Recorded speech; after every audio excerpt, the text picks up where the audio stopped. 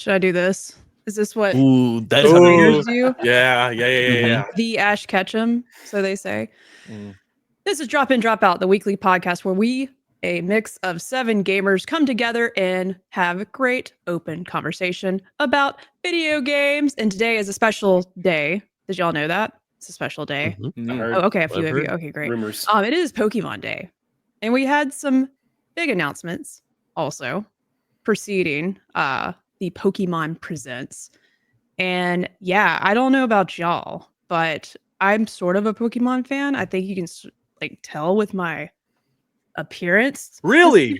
Jerica, you're a Pokemon fan? Yeah, I'm a Pokemon fan. She dabbles. For audio listeners, Jerica is wearing a full Ash Ketchum getup, and right when the podcast started, she rapidly turned her hat backwards and got into action. It was so good.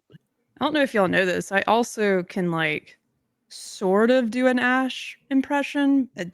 I meant to actually practice in the car earlier today, but I was too busy trying to figure out what I wanted to eat, so I just forgot about it. I'm gonna need to hear it.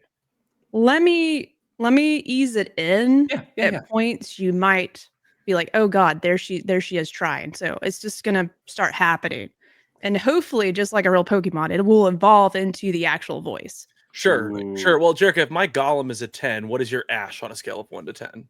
3.5 on a good day. Wow, that's high praise. That's high praise. Being honest with myself. But I want to know from each of you, one, I have some fellow drop-in cast members here today, and they're joining me to talk about all this Pokemon business. Jake, the bald man, twitchy McTwitch face over there is here. Hi, Jake. How are you? I'm doing great. The Drop In, Drop Out logo is covering the majority of my name, so it just says Chin on the video. That's what it was, Chin version. Pretty good. And are you asking my knowledge of Pokemon? Is that what you want? What's on a scale of 1 to 10 for you? How knowledgeable are you? I'm like an 8.5. Pokemon? I think I've played and completed every generation of Pokemon, and Pokemon Red and Blue is my first core video gaming memory of being excited for a release date of a game. I remember being like, Dad, Mom, I need to go to the store on this day because this thing comes out, and I really like Squirtle. Man, you're amazing. Yeah. What did she say in response to that? Okay, we'll bring you. All right, dope. That's awesome. No question. Unless she hit me. No, I'm just kidding. They didn't hit me. I had great parents. Damn. So that was a close call, Jake. You almost scarred everybody. Fuck. Oh, who's chiming up over there? Is that the gamer worth tickling Mori? Oh, god damn it. Mori. Did you come up with that on the spot, Jerica? I did. Dude, we were just talking yesterday about how 15 seconds ago. That's incredible. Crazy. Incredible. Wow. Question for you, Mori. The same as Jake's. Scale of 1 to 10. How familiar are you with the Pokemon universe? God. All right, guys. It's the gamer worth tickling. Checking in. So that's so fucking great. Oh my God. I'll get to that in a minute. Well, I have to share something now. Jake talked about his parents. I'm going to talk about mine because fuck it. Why not? I was raised in evangelical Christianity, and growing up, I wasn't allowed to play Pokemon because Pokemon were pocket demons. And these creatures, these little fuzzy, adorable creatures, were telling kids to kill their parents. That's what I was being told about Pokemon at a young age. Turns out none of it's true. How ironic that today I'm going to sit here and basically pitch a Pokemon game with some of my closest friends. What is my Pokemon knowledge, though? Due to the religious trauma, zero. I know nothing about Pokemon. I watched 5 minutes of Arceus gameplay maybe 5 years ago, 3 years ago, whatever time it was. I know nothing. I'm clueless. I'm a liability tonight. It is what it is. I think it's excellent. We should have a whole other segment because I also, I went to a Christian school for 2 years, and look how that turned out. I just remember them telling me, my Pikachu card was gonna kill everyone in my house, and Satan was gonna come out of the cabinet and stab us. But luckily, that's not the case, or we just haven't experienced that yet. We'll see. Maybe by the end of this episode. Another little pocket demon that might be hiding under your bed. Jordan, how are you, man? Jerica, I choose you. Oh, wow. Okay. And how was that impression? That was 1.5, probably. I agree. On the And impression. then, are you a big Pokemon fan? How involved are you in the world of Pokemon? I'm probably like if Jake is an 8.5, I'd say I'm probably like a 7.5 to 8. Like there's at least 1 or 2 gens that I did miss or like had to come back to after the fact. But otherwise, I'm pretty much on it. You know, I'm about that life. Hey, hopefully a lot of folks in the chat are also about that life. The goal At least 1 or today, 2. I've assembled you all here for another important task, and I hope you're up to it. If you're not, it's too late. We'll see how this goes. But we are also just going to fix Pokemon in general, fix Pokemon games specifically. I don't know about y'all, but I've went through a lot. Pokemon is sort of similar to my love-hate relationship I have with Destiny. So like Pokemon is something I grew up with. Also, like Jake, Red and Blue were one of the first major games I just got addicted to on my Game Boy. Immediately became addicted. The TV show is awesome. I love the anime. I had all the collectibles. I have stacks of cards.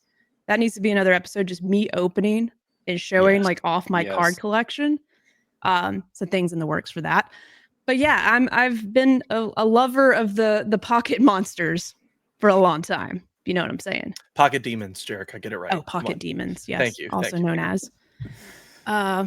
But before we get into that, let me just remind you of some of the content we've have had going on this week. Monday, JK Games. That's the show that I'm on with Kayla, our famous fortune teller. We talked about episodic games, what makes them great. We also included some chat about Lost Records, Bloom and Rage. Don't worry. We thought we were going to finish it. We didn't. Well, Kayla, I think, actually finished it yesterday. She texted me. I'm so close to being done, but just so you know, we didn't talk spoilers, but overall, like what's working well in the game. So definitely check that out. And then Mori and Patrick streamed the first few hours of It Takes Two, I think in person together. Am I right? Yes. We were in Atlanta. Insane. Beautiful. Oh. Yeah, but mostly for insane. All the wrong reasons. Yeah, mostly insane for all the wrong reasons. Don't look up the Space Fondue Party, no matter what you do. It was insane. Yeah. Catch the VOD. Quick question. If they leave it up on YouTube before it gets like taken down. Oh, it should live forever. I hope not. What was the first? So is this the first time that y'all have seen each other in real life, for real? Yes. You and Patrick. This is the first time meeting. Oh my God. Amazing. Dropped down in Atlanta, hopped on the MARTA, chatted it up with the crackheads on the way. Great time, right? Yep. Met Patrick in person. He's like, "Oh, you're tall as shit." I'm like, "You're beautiful. This is amazing." How tall are you? 6'2". Based. What does Patrick smell like? He smells lovely. I don't know what the scent would be particularly, but he's a good smelling man. He's probably going to say like woodsy, like a masculine woodsy mahogany. Mahogany. I could get some mahogany. I'm thinking now I could get some mahogany. Yeah. Tobacco. I like a good tobacco flavored candle. Tobacco. Yeah. Oh yeah. Flavored candle? Jerica, you're supposed to just smell them. I call everything a smell, a flavor. It's all the same. They're all flavors. Okay. Yeah. What's your favorite flavor of music? I mean, alt rock is probably mine. You said alt rock? Alternate rock. That's good. Alt rock. Is that what the kids say? Do we still listen to alt rock? We do. Probably not. We do. I think so. Okay. I think so. Okay. Dan Goodshow says podcast, and he is correct. Oh, it is podcast. Music. Indeed. What was that, Jake? Oh, it's a good flavor. Mm-hmm. What's your favorite flavor of music? Daft Punk. Around the world. It's a whole genre in itself. Around the world. Really? Daft Punk is that high for you? Yeah, it's up there. So it's not your favorite of all time. ABBA. The music of ABBA. I like ABBA a lot. Very cool. Okay, these are Mamma great Mia, things. show tunes. I like rap music quite a bit. Is a big part of my identity. I love the Beatles. Yeah. Okay. I think probably Revolver #1, Rubber Soul #2, Sgt. Pepper's #3. Well, that's a different podcast. I'm sorry. Continue. Well, that was a good lore drop. I like that. Listen, I've such a sophisticated man. You know, I learn something new every day about Jake. I can appreciate it. And then last thing before we get into something else, because if you know, I'm hosting. It's my first time hosting. Drop in, drop out. We will occasionally go down a rabbit hole, so we just might as well be okay with it because that's just the road I like to travel. The last episode of Drop In, Drop Out, you might want to check it out. If you have, you might remember Kayla surprised us. Now, my costume's not as cool as hers, but she surprised us, was a fortune teller, and proceeded to give us our video game, read our video game horoscopes. So some of us agreed, some of us disagreed. Jordan, right? Yeah. It was all wrong. I was very upset. I think that covers it. Are y'all ready to dive into Pokemon Presents? God, I'm ready to drop in. I don't know about diving in, but I'm ready to drop in. Dive in, dive branding. Dive in, dive out. Doesn't have the same ring to it. I think we went with the right we did path great with our worth quick check-in if you don't mind. I'll just rattle off some names I'm seeing already here in the live chat. If you're listening to this after the fact, you can join us live, twitch.tv/dropin-dropout-podders. Go to dropin-dropout-pod.com. I see Jonesing Simba, I see Coal Mines, I see our very own Peachwag having separation anxiety from the podcast he has been on every episode of thus far. We made sure he had a week off and he's still spending it here with us. So kind. High Score Weekly is here. The Dumpster Boy is hanging out, our own. We love that as well. Leviticus is here. Johnny is here. Dan Goodshow, did I already say that? I don't know. I don't know. There's so many people. What a time. Beautiful. Thank you very much. Time. Amazing. Big freaking. Big freaking. What a crew. And I'm so glad you're here to join because we will need some assistance later when we are building this perfect Pokemon game. All right. To sort of help set the tone for this conversation, one, we were talking about, hey, I want to host a show and I'm down to talk about Pokemon. Didn't even consider that Pokemon Presents was this week. So it just really worked out magically. So we were anticipating that the new game, the new next big Pokemon game, was going to get talked about.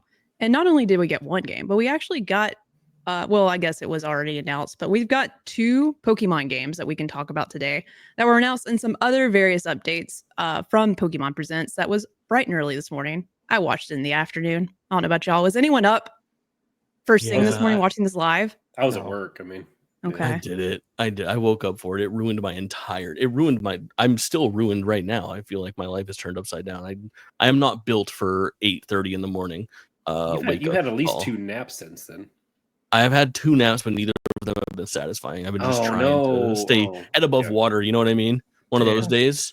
But I got up there so I could get that sweet content out and then post it on YouTube. And I was like, this is just going to do gangbusters. It's like 8 views right now. Let's go. 12 hours, 8 views. We're really doing great. Maybe we can get to at least 13 after tonight's episode. Get this man to 13 views. But yeah, I took a few takeaways from the Pokemon Presents. And obviously, I guess I didn't sort of answer the question that I asked each of you was like, your, how connected are you to the Pokemon universe? Love the games, cards, you name it. I sort of summarized that a little bit for myself, but I would say like knowledge-wise, I'm probably at a 6.5. So like when it comes to the games, I'm a little more on the weaker side because I have not enjoyed a Pokemon game technically since Pokemon X and Y. I did forget about that because that was probably the last like mainline game I finished and beat and had a great time. After that, I sort of fell off.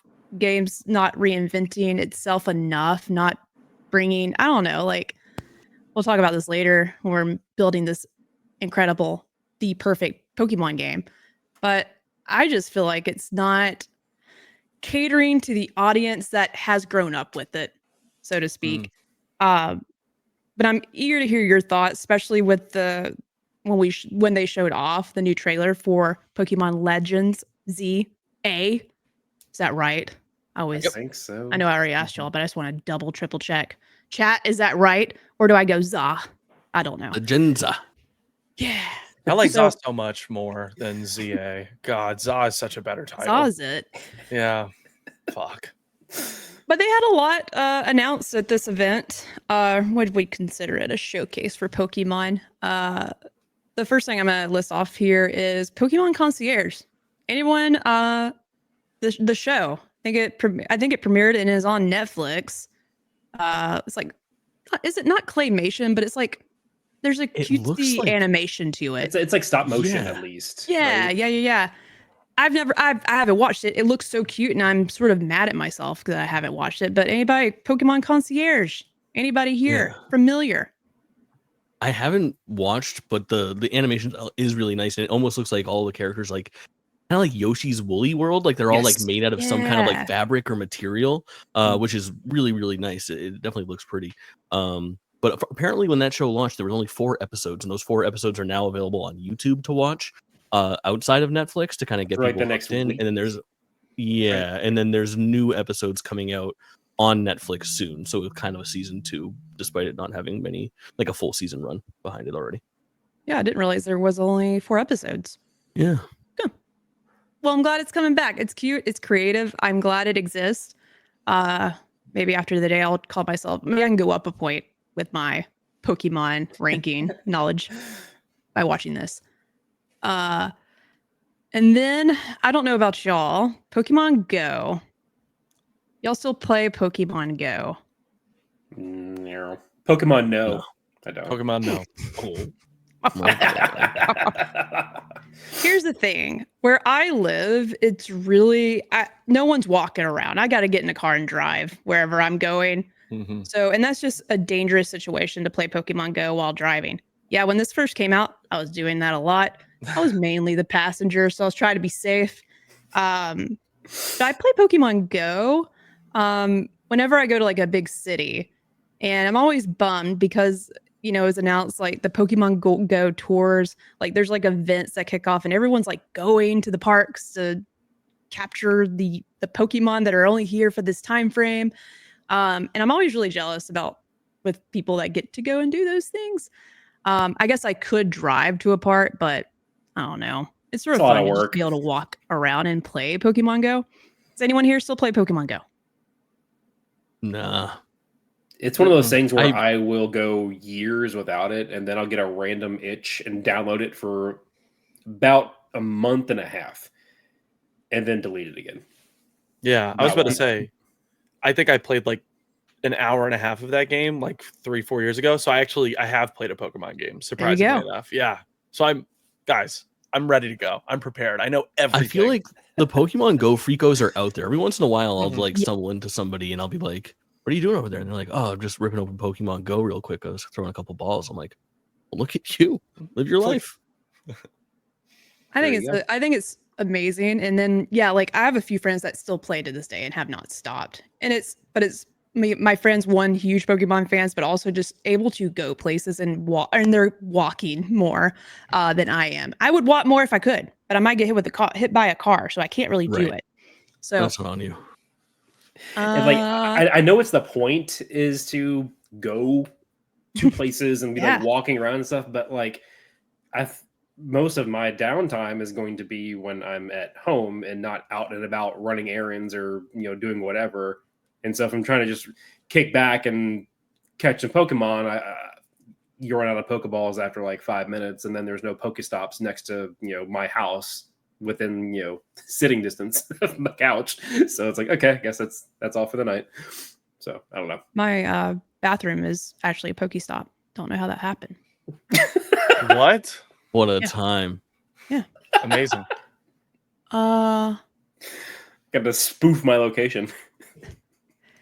I also wanted to add to I just notated everything that was announced, but I wanted to also chime in on just the Pokemon card situation. I got back into Pokemon card collecting.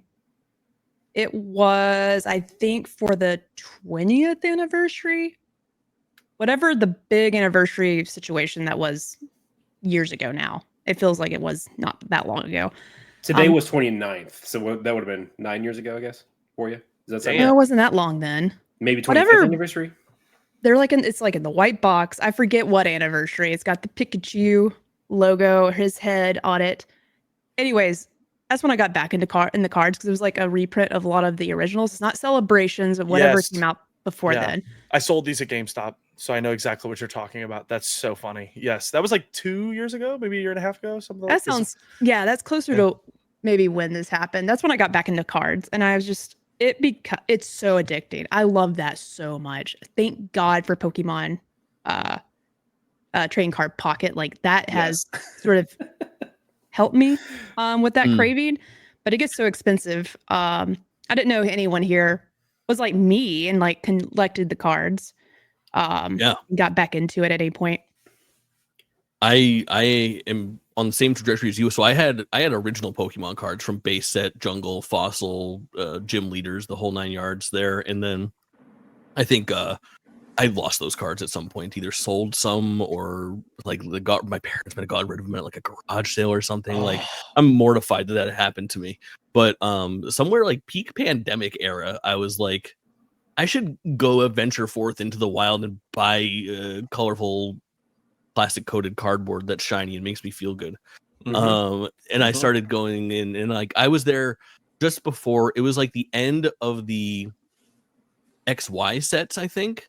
Is about where I was. So it was like the celebrations and evolutions and stuff like that, where they had some of the retro cards. So I remember I was like able to get like my Blastoise and my Charizard back, which was cool. And they were doing like the break cards and mega evolutions, and there was a whole bunch of stuff going on. And I did that for another like 2 years, and I kind of fell out of it. I'm back in on TCG Pocket, which we'll talk about somewhat, I'm sure, in the future here. But yeah, I got some binders full of cardboard, no doubt. See, I wasn't a Pokemon girly, but I did get my little dosage of cardboard crack back in the day. I was a Magic player. Like I wasn't even a player. I was a collector, really. Like Magic, I only played as in The Gathering. Oh, Jerica, as in The Gathering. And my God, it ruined my life. Like I had a deck at one point that was like $800-900 that I would go and play with, and like it was a vampire deck, and I spent way too much money on that deck. But to say the least, I have had my fair share of cardboard crack. But surprisingly, well, maybe not surprisingly, given that they were pocket demons, Pokemon. Jordan, are you a collector of the Pokemon cards? Lately, I was when I was a kid. I just core memory is that my parents had to put a restriction on how many cards I could trade because I really wanted one of my friend's cards, and so I traded like probably 10 or 15 of my cards just to get to one of his, and they're like, how about we limit it to 3? Don't be doing this. You have really good parents, because I have numerous stories about going to Books A Million and doing trades like that.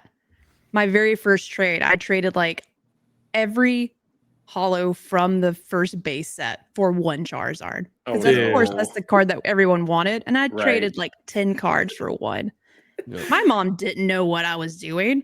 She actually, I don't even know where she was at. She just trusted me a lot, and it was safe at the Books A Million local one. I went to the rattiest independently owned card shop, and my parents still to this day would be like, we did not like leaving you there. Like I went there for my Pokemon League games, and I would get my little trainer badges and my promo cards, and I would absolutely rinse these other kids that were playing the game. But I would go there, and like in retrospect, I get it. Like it must have been tough to watch me walk in there and then be like, well, I guess we'll come get you in a couple hours, because that place was nasty. Damn. These days, though, I get to vicariously enjoy it through my children. They each have a binder. My daughter cares a lot more about it than my son does, but they both enjoy, getting the cards and, oh, it's cool looking or whatever. And my daughter will play the game every once in a while with me. And for a while there, we were watching, it's also on Netflix, Pokemon Journeys. Yeah. Pokemon Journeys. And did y'all know this? I think that they introduced this character because of Pokemon Go. There is a character named Go, like Goh. Oh, wow. It's like, Go. And so they were, like Goh. And so it's Ash and Go and Chloe, I think, palling around. And Chloe's got an Eevee, and Go gets a, is it Scorbunny? Is that the starter from Sword and Shield? Scorbunny is a starter. Yeah. Yeah. he finds a stray score bunny that he like gets attached to, and they're all palling around and doing stuff, and it's a pretty cool show, honestly. I got kind of into it. I was like, "Are you sure you don't want to watch any more, baby? Like, let's play one more." She's like, "No." Right. So, wait. To throw us down a rabbit hole, I'm trying to think of like it. the funniest bit of like if they introduced a character named Go, what's the funniest subtitle they could have named a character tied in with the show? Like, oh, that's cool. They just announced a brand new character. His name is Battle Revolution. Or like, what is the funniest name that they could have thrown in there? Well, for the new game, it's gonna be his friend Champ Ian. You know, just Champ Ian is pretty good. His name is Stadium 2. Chat, this is your opportunity to sound off. This is our Let's Go Pikachu. There's got to be some pretty good ones out there. What was the? Oh, it's not that interesting. Conquest is just. I was thinking about the. Oh, this is our brand new character. His name is Mystery Dungeon Explorer of Time. Yep, that sounds like legit, like a real announcement. Like I would believe that if I saw it. Oh my god. I love it. I don't want to go too far away from it, but just real quick, the tease for a future episode.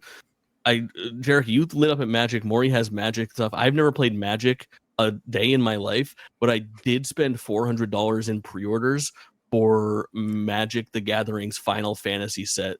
Yeah. Wow, I totally believe you did that. 400. I got like 2 of like the commander decks, and I got like a gift box set, and then I got a booster box, and I got like a collector's booster pack or something like that. Something Holy crazy. shit. You have to figure out how to play. It's sort of like I got they did like arcane edition of Magic cards, and I got those, and I have not played since college though. Like that was what me and my buddies did. Like most Friday nights, we were playing Magic the Gathering. That's so cool. I always like to say the whole title, Magic the Gathering. What I want to know is, do any of the Final Fantasy cards involve Clive and Jill and that whole game? Yes, it will. I don't know if I've seen them per se, but I know it covers all 16 mainline Final Fantasies. What do you do if you don't get a Tifa card? I keep buying. Wow. Okay, so like what? You would just see a hole under that TV behind him next to the cutoff. Like can you spend a band? Okay, so like a band, you keep going. We go through the checking account, then we go into the savings account, and then we start selling stocks. Wow. So no matter what, you're getting this Tifa card. We get Tifa. I love this. Yeah. That's dedication. That's dedication, folks. Of course. Goodness. I hate how seriously you said it. Like you literally just straight face. No, this is not this is real he had the answer ready for you before you even asked the question. He has thought about this thoroughly. Oh yeah. He's like, yeah, I'll just refinance my mortgage. It is what it is. I'll just sell my parents' house. No big deal. Well, a least expensive option. I don't, Magic. Is there a Magic Pocket game? There's a Magic mobile game. Yeah. Okay, cool. So are the Final Fantasy cards in that? Maybe, probably not. Should be. Every card should be in that then. Yeah. But I am thankful once again for Pokemon Trading Card Pocket specifically because it has filled the void of me collecting cards in real life with way more money. But there's a new pack coming out tomorrow. That's exciting. Do y'all everyone here playing? Oh yeah. I'm not. I can't remember. Mori might not be. A little fallen from grace. The last set has been the least that I've cracked packs, but I'm still in there 3 or 4 times a week. Okay. I'm still cracking my 2-a-days. Should I crack one right now, y'all? Yeah. Should I do that? Yeah. Should I crack it on air? All right. Yeah. Crack it live. Fuck it. We'll do it live. Jerica, how much have you spent dollars in that game? Yeah. You got an estimate? I'm not ashamed. Not too much, actually, because I'm trying to really be good about not giving them more of my money. We'll talk about this later. Also, Pokemon just takes too much money from me, and it's not fair. But I think I probably spent about 50 total. 60, 70 bucks altogether. Okay.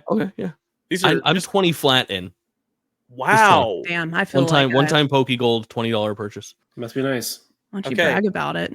The only trading card game that I spent like money on. Card. Yes.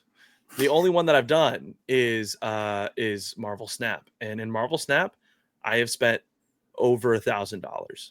Like easily. I wouldn't be surprised if I'm closer to 2. I stopped counting like 3 winters ago because I sat in my chair every day in December and would spend like $40 a day, and it got bad. Like I had to shut the phone off.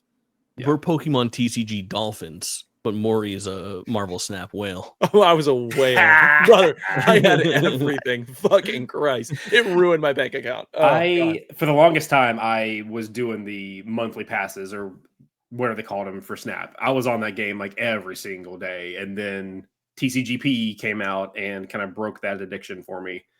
And then I got way too behind on the meta, so I haven't even touched it in months.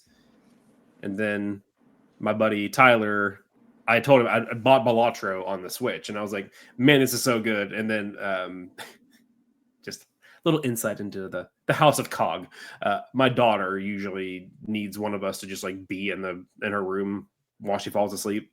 And so we'll just be like, we're in our 30s. This is great for our backs to just lay on the ground next to a toddler's bed while she falls asleep. But just be like playing on my phone. And I was just like, man, it'd be really nice to have Balatro on my phone right about now, so I could keep playing this and not have the Switch. And he just straight up bought it for me. He was like, here you go, bud. I was like, thanks, man. So then that kind of broke TCG Pocket for like a few weeks while I was getting really addicted to Balatro. And then it just, maybe I need to just talk to somebody about these digital card games. I've got therapy in a couple weeks. It's fine. I'm okay. Well, we're down to the last 2 big pieces of news that I thought were the most important and probably what got me most excited. Pokemon Champions. And I was not so much sold. Like, obviously the idea for a game that is bringing just the battling, the core, what Pokemon are meant to do, fight each other to the death, maybe not to the death. A game that just centers around that, where you can literally play anywhere, is super exciting. But I love the trailer for this video so much. It was good. Like, it literally gave. They've had another trailer that was similar, but just going all the way back in time and just seeing the different eras of different generations of people playing Pokemon, whether it was on their Game Boy or all the way to Pokemon Go on their phone. Like, it was a good trailer to introduce us, like, what is the common thread that all these games have? And it is the battling aspect.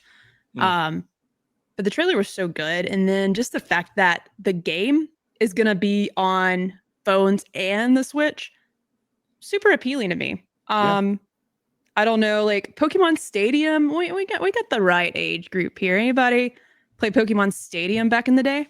Honestly, not as much. I was more of a core series girly. I didn't play too much Stadium, but I did fire it up. I think again, my daughter saw that there was a Pokemon game on the Switch Online and wanted to check it out, and so we were playing some Stadium, and it was interesting.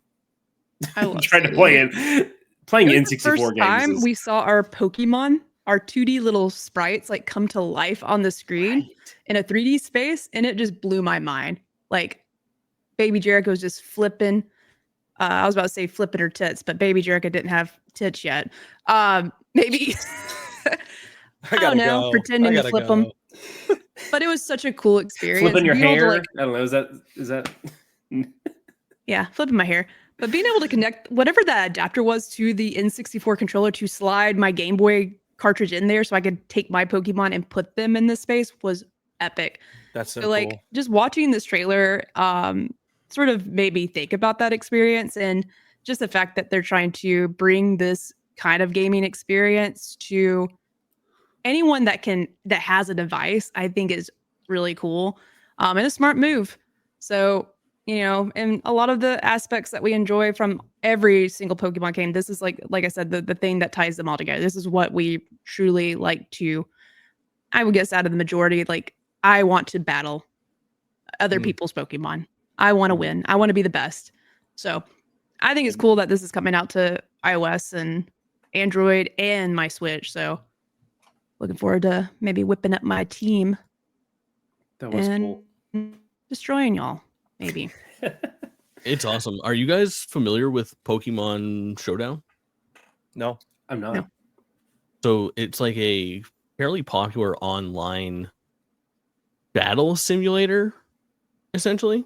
But which is, I think, what kind of Pokemon Champions is being put out to rival. Obviously, it'll be a little bit more feature rich, but the idea was like battles where you can go in and get assigned 6 random Pokemon and just fight against people PvP style. So it takes play like all the RPG elements, but it's just a straight up like Pokemon battle system thing where like it functions as if you were playing at a very high level. So you have to use like, you can't just do earthquake. You have to do damage over time stuff and make defensive plays and switch out Pokemon strategically.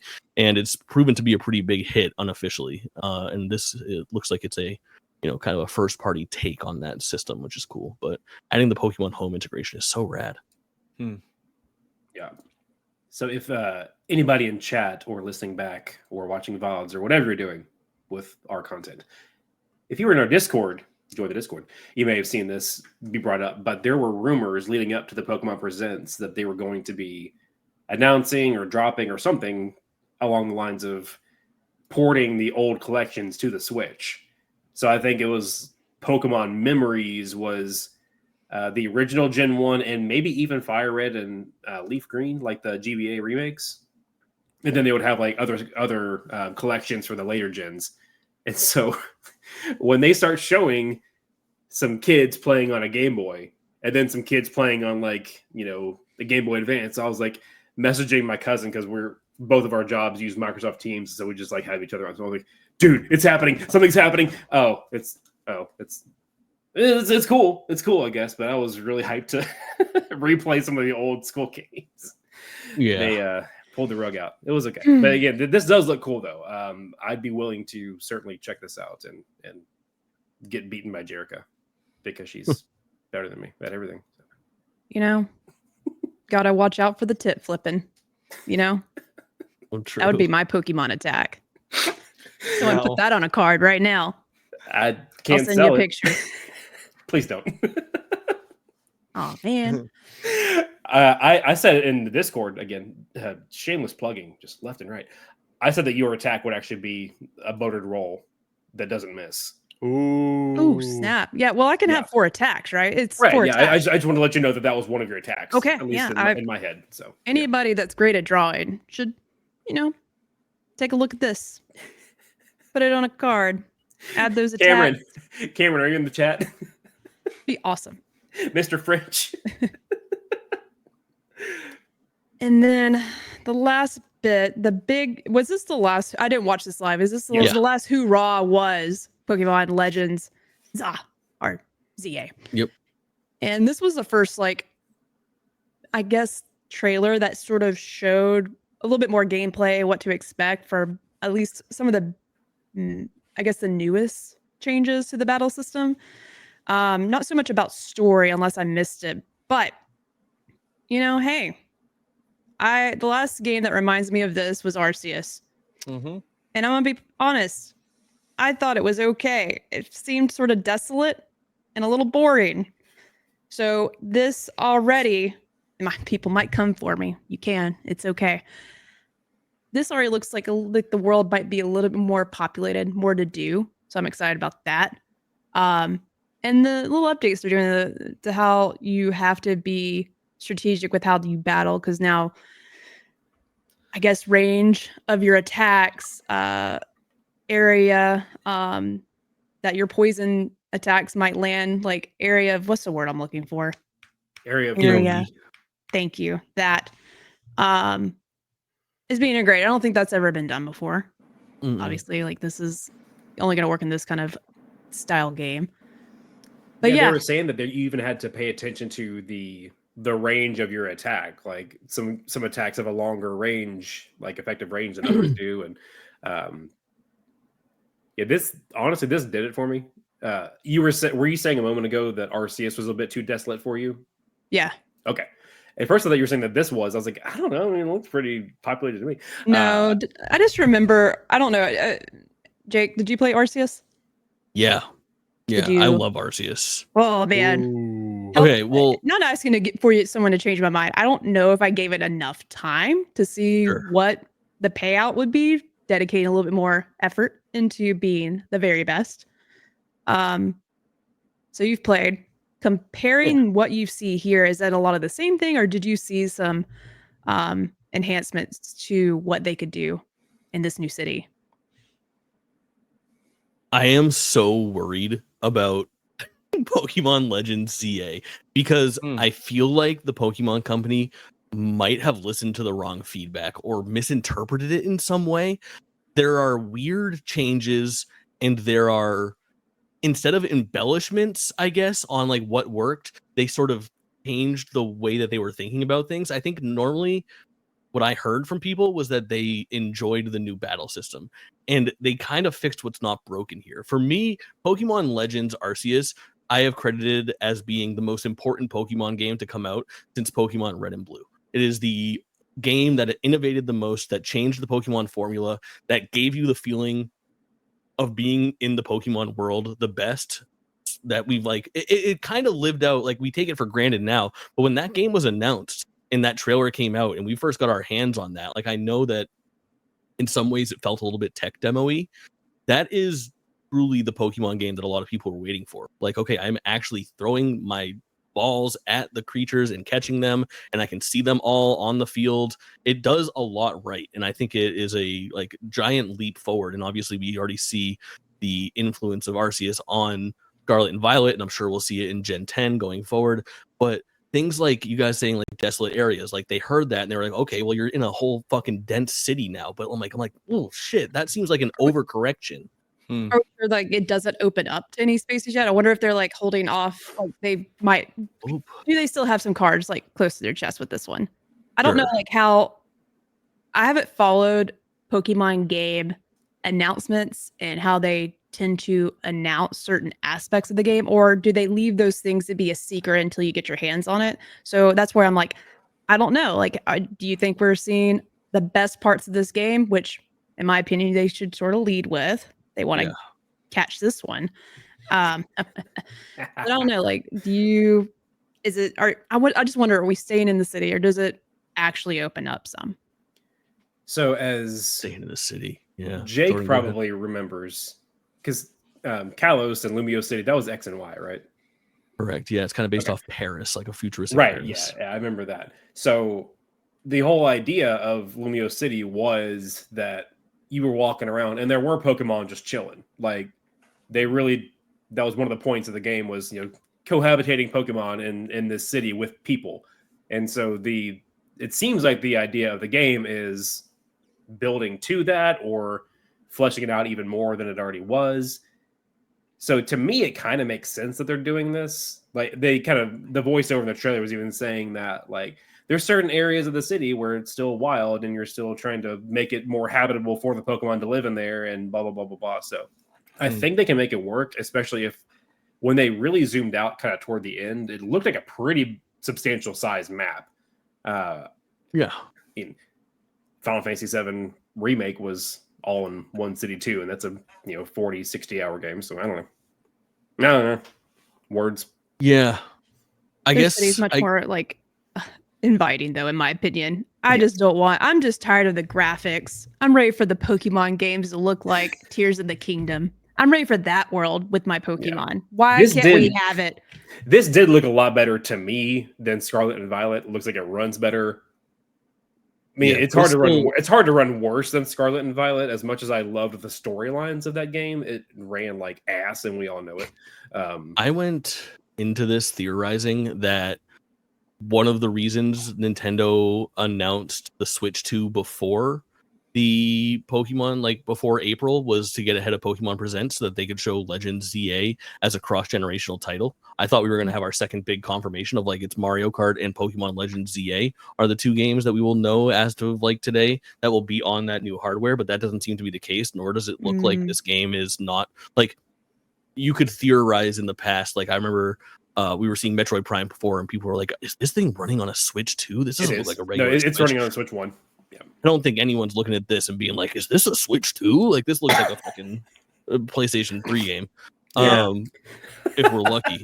And I don't know. I had high hopes going into this. PS3 Pro. Yeah. I had high hopes going into this, and it just did not. This did not do it for me, and I'm really hot on Arceus. It didn't take away my hype, but I expected, if this makes sense, I expected to leave this presentation being like, oh my god, they absolutely delivered. Legend ZA is like the step in the right direction that we needed, and it doesn't seem to be that.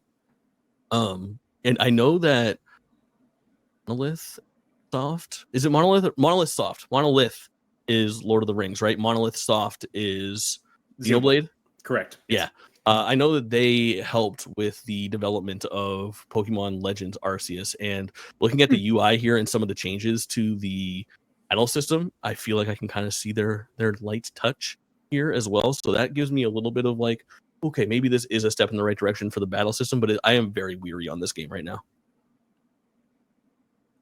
I am too, and I would have been regardless. Maybe if it would have, I don't know. I'm just ready for Pokemon to impress me. I'm ready to impress me. It hasn't impressed me in a long, long time. And maybe Jake, me and you have a sidebar conversation in the future just to talk about like Arceus and like what are some things I need to really, actually practice and do in that game to maybe I want to give it another shot. Like hearing your testimony makes me think I didn't give it a fair enough shot. So yeah. I might revisit that. That would be what I'll play instead of this one. This new thing that's coming. Honestly, it's supposed to be out this year, I think, but I'll play Arceus. I'll give that another shot. For sure. I started to play Arceus. Oh, wait. Huh? Mori, do you care about this game? Does this look like this isn't pulling you in? So here's my problem. I'm so excited you asked me, Jake. Okay.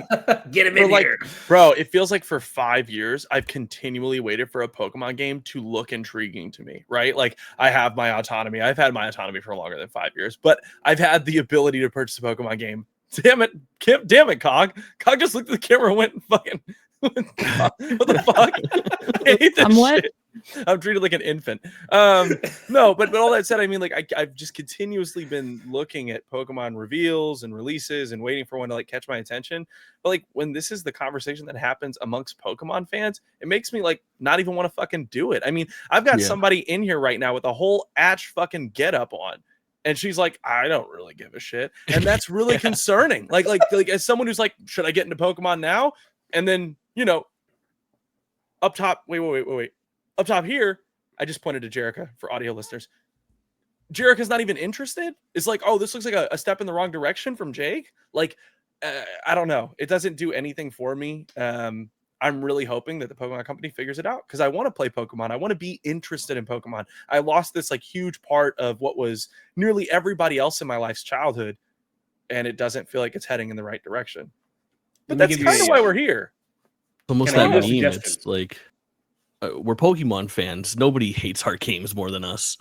Valid. That's valid. It's like being a Destiny fan. It's really similar, but the game is actually a little bit better and worth playing. So let's fix it. Can I give you a suggestion real quick before we fix Pokemon? Talk for good for everybody. Yes.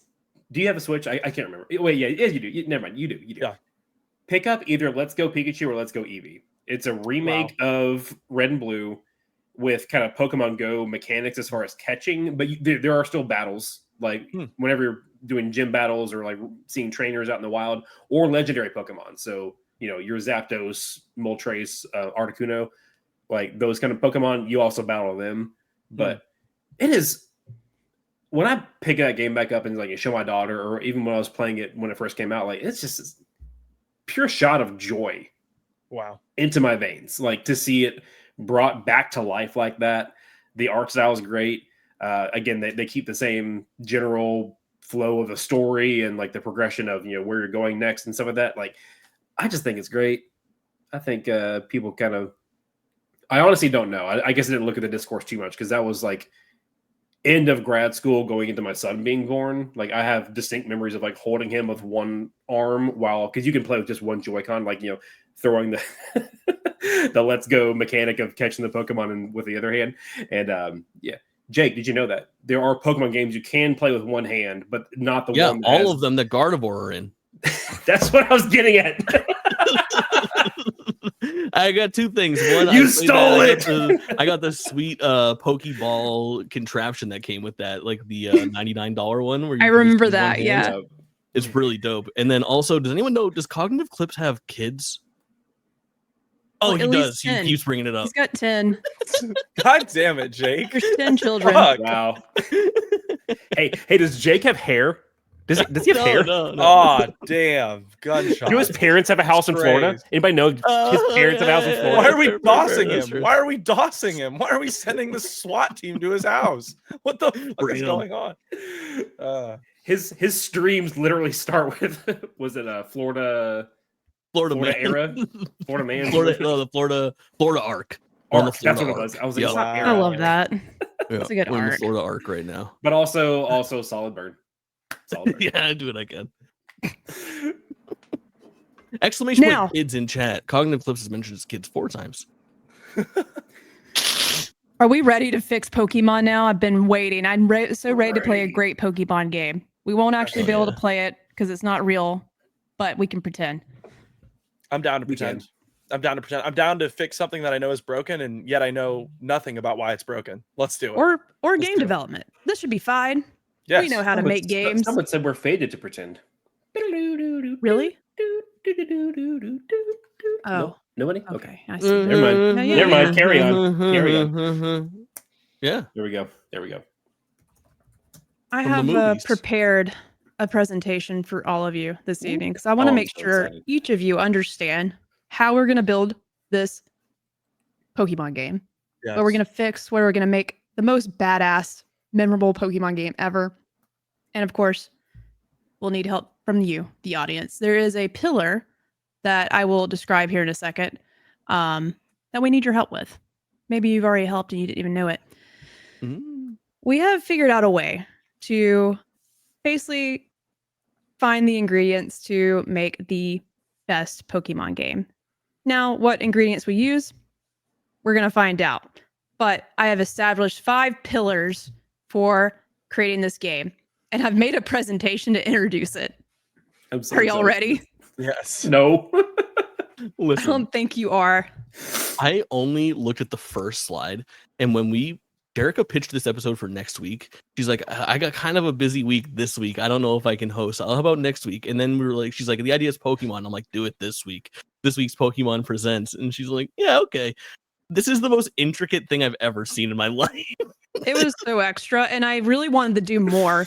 I wanted to make a theme song. I wanted to actually have like pixeled sprites made.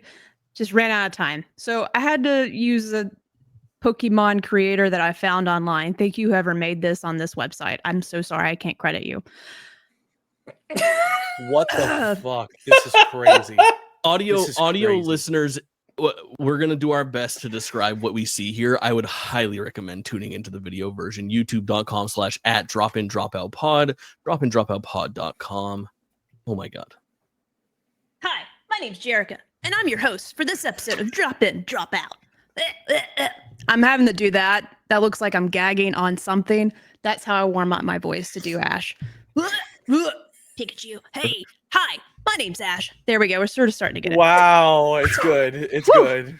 But that's this like is an America, 8. so I'm lying. I'm not actually Ash, and I cannot do that the whole time. But y'all got a taste of it. It might come back later when you least expect it. That's what she said. Multiple times. Now, continue on, curator. We have multiple slides here this evening. Of course. As I stated, we are going to fix Pokemon games. They could be a little bit better. And of course, with the power of God, my friends, and Pokemon, we might be able to do it. My Featured God. Here in their anime Pokemon trainer form, we have Jake twitching front and center. Why does he have no Speedo. pants? It's a Speedo. Yeah. No. Because he's in The Florida. socks and sandals is Oh my God. Oh my God. Mori's there. And then Cog's in the back. Being just sneaky. dogging. The chains are so Dogging funny. it. The chains are so fucking funny. I found a big shade for you, Mori. That's I love That the, did not like- come from this Pokemon trainer creator. right. Say that 10 right. times fast. I had to put that on myself. Wow. I can Continue see on. the love and effort. This is The beautiful. Super Saiyan hair for Mori is also just. Oh, I love it. I love it. Wow. Listeners, I do apologize. This is a visual experience, what you're missing out on right now. So please go to YouTube and watch this just so you can see the segment. The next like 3 minutes will probably be like this, but I'll try my best to describe what we are seeing on the screen. Yeah.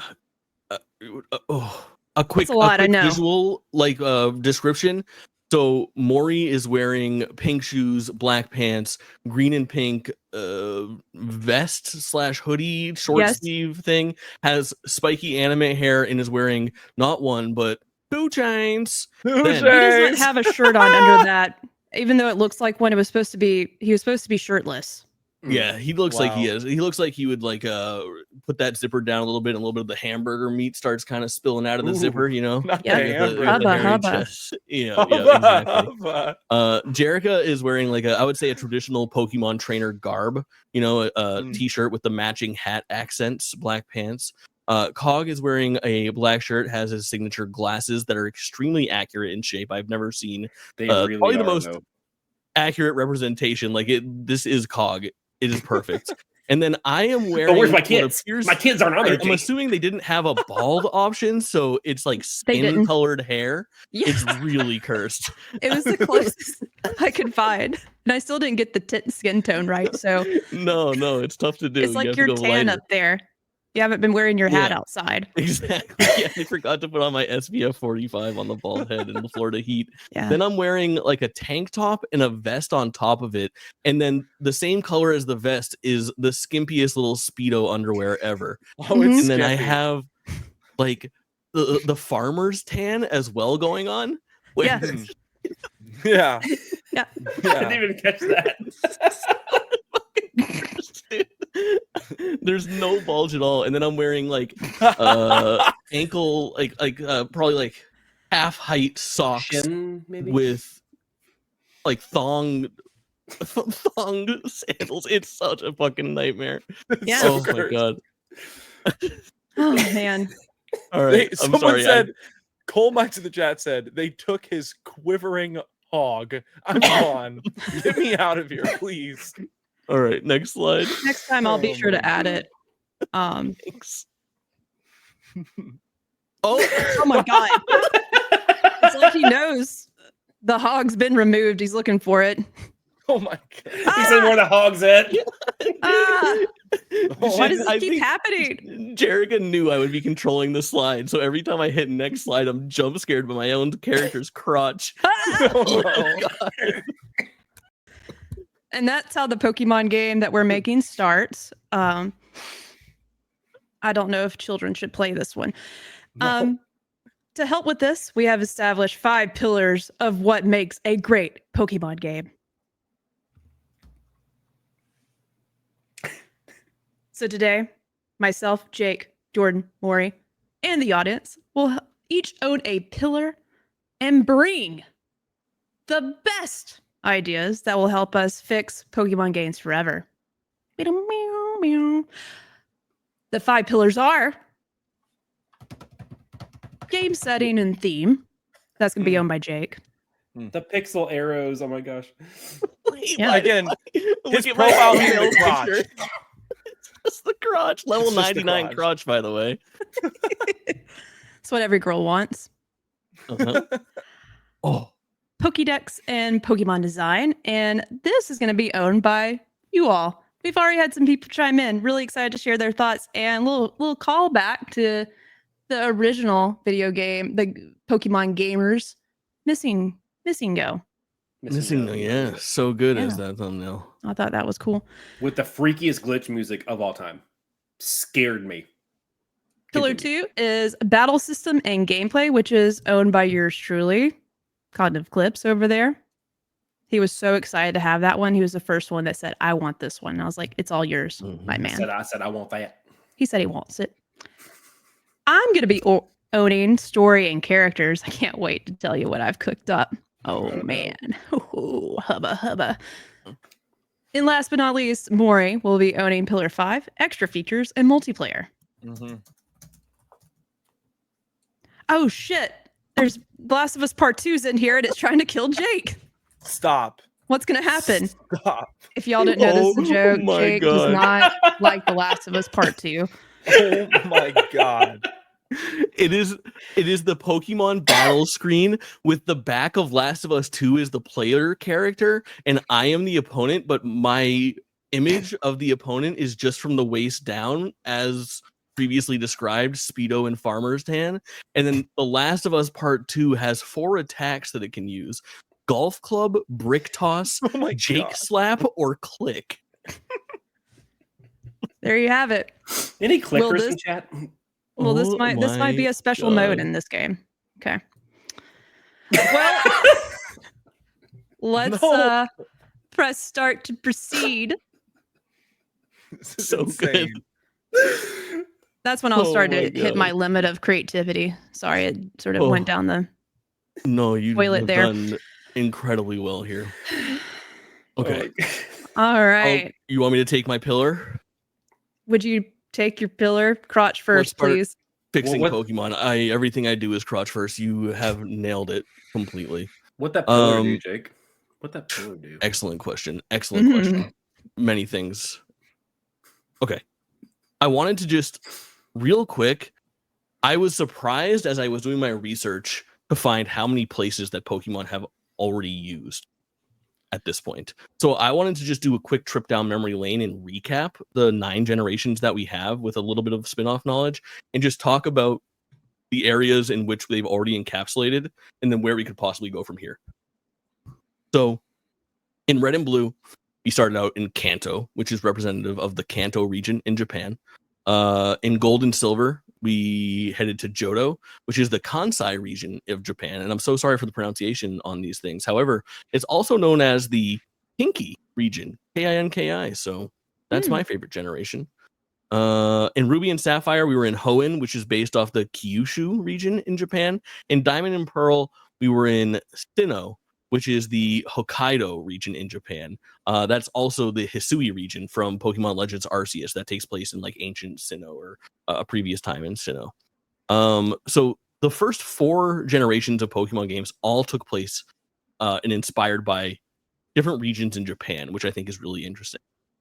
And then the 5 remaining all took place with a much more worldwide emphasis. So for Black and White, we finally left Japan and we went to New York, and it like kind of has like a New York City type of place. You got like a Jersey City place. It's kind of like that entire area over there. In X and Y, we went to the Kalos region, which we've already talked about quite a bit. Lumio City was inspired by Paris, and it's the rest of France is kind of that region. Sun and Moon is the easiest one to remember. It's the Alola region. You'll never guess what it's based off of. Of course, that was Ultra Sun and Ultra Moon as well. It's based off of Hawaii. We went to Sword and Shield was the Galar region, which was based off of the UK, had that really big central city. And then most recently in Scarlet and Violet, we went to Paldea, which was Spain and like Portugal and that kind of area over there in Europe, which is pretty cool. So the first challenge was trying to decide for my pillar, where else do we go, right? So I had a couple different trains of thought here, and I started thinking about areas that could be used, and I was like, Brazil culturally I think will be somewhat similar to Spain, just like between Portuguese and Spanish, and like the Southern America area is maybe a little too close to follow up the Paldean region with a region that's based off of Brazil. I then started thinking about kind of like less, I don't know. When I bring up Greece and when I bring up Egypt, I feel like when we talk about video games, we think less of like their modern interpretations and basing things off of their locations, and more we start thinking about like gods and mythology. And I think things would get a little mixed up over there. So I'm not sure if that was the direction that I wanted to go. But then I started thinking about Italy, which I think would be really interesting if we were going to stay in Europe. But then I started thinking about getting off of that continent. And I came up with, I think my front runners, if I were to choose 3, would be China, which would obviously lend itself so well to so many different regions and really, really cool, structures and whatnot. I think they could do very, very well with China. India, which I think would be really cool just because there are such like densely populated areas, and as the technology moves forward and looking at what they're doing with Legends ZA, where they're having everything take place with what appears to be within city limits, I think they could do some really cool stuff, like a New Delhi type of city or something like that. Could be rad.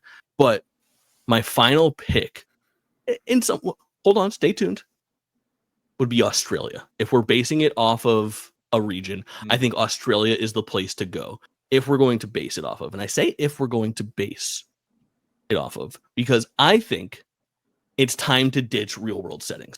Ooh. I don't think it does that much for us. I really don't. I think that you get a little bit out of each one, and it's cool that we have a new locale every time. Drawing inspiration from blah, blah, blah. It's all the same thing. Like the cities are all set up kind of similarly. Like there's nothing really going on that pays like I don't think like respect or anything to any of these areas in a really big or grand fashion. I think that if we just took the rules off, if we knocked the training wheels off the bike and we just went full on fantasy universe, we could do a lot better, especially because Pokemon seems like it's at its best when it's just going off the rails and talking about invading people's dreams and bending space, time, and the creation of the universe and stuff like that. I would love to be in some areas that are really, really fucking weird. So when it comes to my game setting and theme, I would love to see something set in the far future in like a very like almost like sci-fi fantasy world. Wow. I think that's the way to do it. Language. Hubba Horizon Pokemon. Oh, ooh. Horizon Zero. All right, I'm zero fun. Jake. I was about to beat you to it. God damn it! Let me breathe. Horizon Zero fun. Okay, Jake. I was just about to beat you. Yeah, that's just like his mom. If you watched earlier, you know what I'm talking about. Yeah, aforementioned. Yeah. Jake, I wanted to jump in and say something that I found interesting. You said something about a sci-fi setting, and we'll get to this here in a little bit, but something that High Score Weekly recommended in the Discord, which you can join right now. Of course. He brought up that he wants to see more sci-fi elements put into Pokemon. Now, this doesn't just deal with the Pokemon themselves, but the setting. So I find it very interesting that you were both in a similar headspace when you thought of this. It sounds like other people don't love the real world settings either. So I thought that was interesting. Yeah. I think it would be really, really cool not to be beholden to any sort of like central theme like that. Just go crazy. Let your freak flag fly.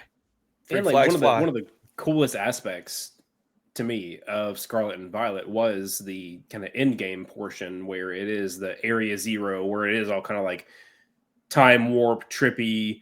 If you ask me, I think the ancient Paradox Pokemon were a lot cooler and more inspired designs than the future ones. The future ones are all, what if this one had metal or steel? And then the ancient ones are like, actually, I don't know, mixing up types and making like these like gargantuan monstrous designs and stuff. So that they've dabbled in this. And I agree with you and with High Score Weekly, like lean into it, go crazy with it. Yeah, I wonder why they haven't like revisited that at all. Like, why is it the same formula every time? It's I'm interesting. I'm a huge fan of this. I agree with this setting. I want to see it. I want to see Pokemon in games take me somewhere that is far away from reality as possible. It's already very fantasy. I got little animals fighting. I want to go even further. I want all or nothing. Sure. And I think this does it for me. Yeah. Very cool. Yeah, that's right for Pillar 2. Wagon here. He's got a good point because the current formula sells 20 million units. Why change it? Because we've done this to ourselves. I'm so angry about it. Yeah. You guys just keep buying them. Games. Yeah, I blame you. I blame you. Damn it. The reason why I can't have a great Pokemon experience is because y'all just won't hold on to your wallet for one fucking year. I just need you to hold on for one fucking year, brother. I'm not going to be left out. God damn it. Y'all not buying stuff tomorrow, by the way? Or today, if you're listening to this in the future? Yeah. Oh, yeah, tomorrow? Oh, I'm not touching a goddamn penny. We're going to try. I'm having a subathon at twitch.tv/ I'm just kidding. I'm just kidding. Go support Jake. Go spend your money on Jake's channel. I trust it there. I don't trust it elsewhere. Just being honest. All right. Jerica just slurping. Yeah, I'm slurping. Pillar 2. Pillar 2. And Mori volunteered basically, I think. Yeah. To help me go through, because there was a lot of information that was shared in terms of like ideas. I don't know why Nintendo just doesn't hire us after they hear these incredible ideas. They will find you and they might give you more money because this is the fix. All of these suggestions for the Pokemon design itself, Pokédex, how many new Pokemon should be joining this game? Is there too many? I don't know. Let's talk about it. Mori. Dude. What does our audience say? Well, we got some people chiming in. Yeah, let's rip and run. I'm gonna first get into the design element before I talk about like numbers and whatnot, because I actually didn't grab numbers, which is disappointing, but I will find them. So High Score Weekly, I said it a little bit earlier, but kind of to what Jake was going on about, more of a sci-fi element, right? Making more cosmic and alien designs is something that High Score Weekly brought up, but that they come from a specific planet. So there's also other kinds of planets, I guess. Like there's like a medieval sort of planet was what I read that he was saying, but that there are bird and bug types as well on top of the alien and cosmic like design. So it's not that you get rid of previous Pokemon designs. It's just that you build on it. His mechanic was basically this idea that a meteor crashes into a planet, and then the Pokemon that come out of that are the cosmic, more alien, more sci-fi Pokemon, and they begin to spread corruption throughout the planet. And your battles actually kind of like push back the corruption. So I thought that was a really interesting idea. When I looked over what Mr. the Human was saying, as far as the types go, I think that Mr. the Human was a fan of the types and the mechanics were in a good place. So it sounds like Mr. the Human is kind of happy with what he's seen so far. He wants Pokemon to remain simple, but they still want more of a complex edge in the competitive spaces. And then Coal Mines went on to say that battles should help you get through the story and lean away from the story being Pokemon centric. So there should be something bigger going on besides just collecting the new Pokemon. Again, I don't know Pokemon stories, so you guys can like kind of guide me through that. What does a Pokemon story like? Listen, what they shared was all more than I ever learned about a Pokemon game. Damn. To be honest. Damn. So their stories are pretty generic, basic, uneventful. Oh, sorry, didn't mean to interrupt you. I will say they stayed pretty one note until Scarlet and Violet. Okay. Again, ran like ass. You're rendering like 40 blades of grass when you're 5 feet away. Like but they did this thing where they had 3 main storylines for the game. You had the traditional trying to be the champion of the region, go through the gyms and beat the Elite Four. And then you had the whole they had whatever weird team, like enemy team they came up with. That was a whole storyline in and of itself. And then there was a storyline of solving the mystery of these like paradox Pokemon that were popping up, and then the Area Zero stuff. And all 3 of the stories I thought were really engaging. They had some surprisingly good like character development moments in it, especially the one with the mystery and kind of palling around with your fellow student who's trying to find these herbs to like. Well, I won't spoil it for anyone who hasn't played it yet. I forgot this entire story, and I'm like. Fucking reliving. Well, I didn't because it's dude. It stood out to me. That's the point. Is like, oh, I couldn't tell you the story of. I can tell you for Black and White that the bad guy was like, hey, maybe we shouldn't be enslaving these creatures to fight. That was kind of his whole shtick, and that's almost like a meme at this point, which is why I remember it. But otherwise, it's all pretty one note until you get a Scarlet and Violet with their branching storylines that all kind of converge with the Area Zero stuff in the end game. But again, before that, it was pretty non-existent. All right, listen. Spoilers on the table for Pokemon Scarlet and Violet. Oh no! Cover your ears and come back in 3 minutes. But let me see if I can get this baseline story right a little bit. Okay? Can I just like run it off you, Cog? Tell me if I'm right. Do it. Run it off me, baby. There's a man who's wearing a vest and a belly shirt. He's very tall, and he has a sickly old dog. And I believe he is feeding the dog mythical herbs that are implied to have psychedelic healing properties to slowly make the dog stronger and prevent it from dying. Isn't that like a huge plot of the game? That is that's part of the whole mystery, because you're tracking down the paradox Pokemon are being drawn to the areas where these herbs are growing. And so basically you battle some giant paradox Pokemon, and then you go into the cave and you find these herbs and you make sandwiches with it.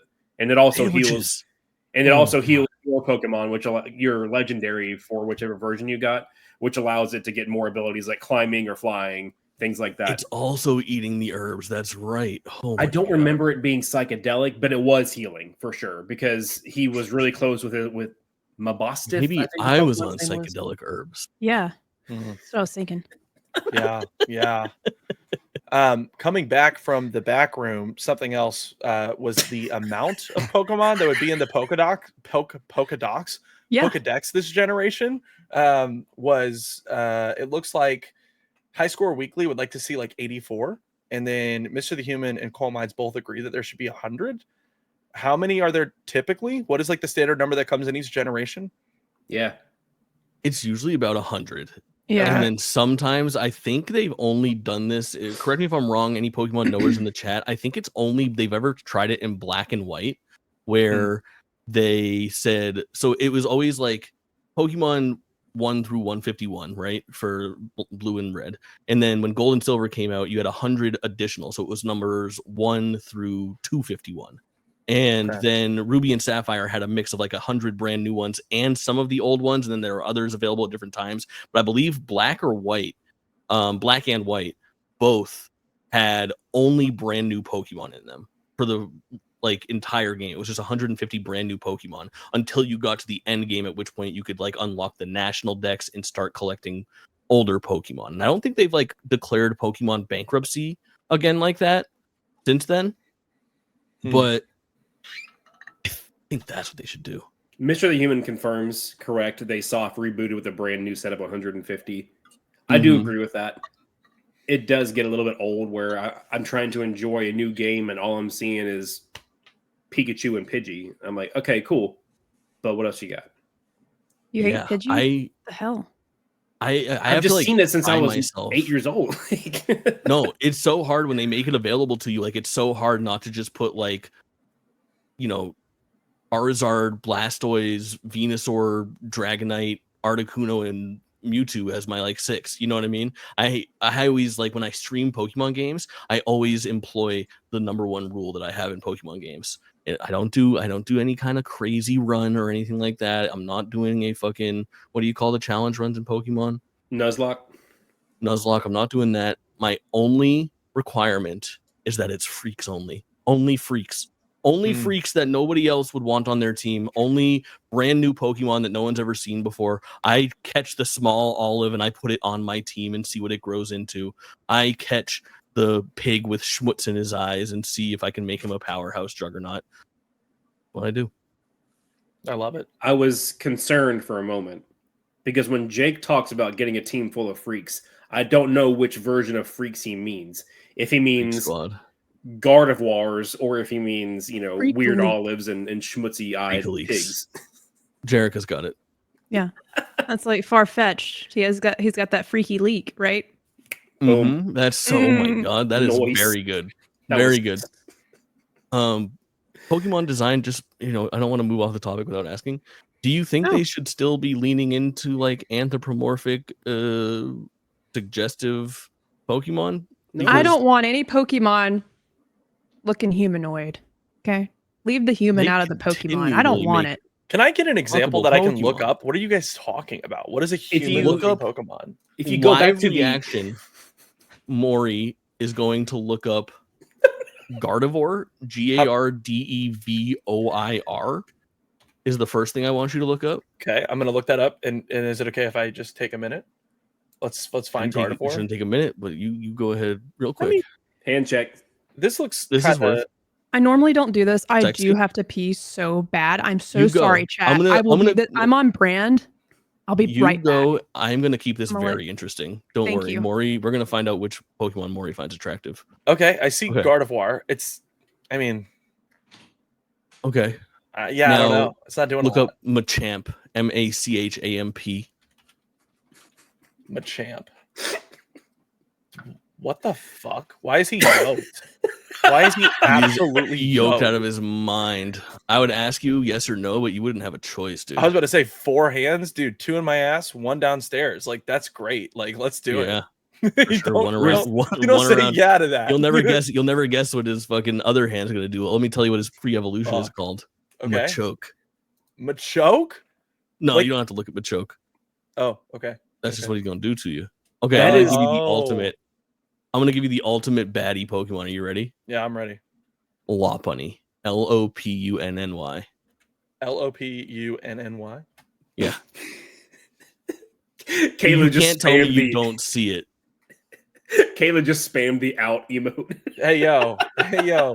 Hey yo. Lopunny thick as fuck, bro. Thick with 3 C's. Thick as fuck. Thick as hell. Yeah, they knew what they were doing with Lopunny. Let me just let me put Lopunny rule 34. Is that what it is? Real quick. Let's just see if you I like to play the game where if you Google image Lopunny, you see how many images it gives you before it gets to some like over sexualized OC, and it's usually single digits. Sure, single digits. Yeah, I mean, yeah, we're already here. Like I took one scroll down and it's already bad. No, like ooh, heroic headgear's making a good point. Why don't you go ahead and look up Vaporeon? Vaporeon.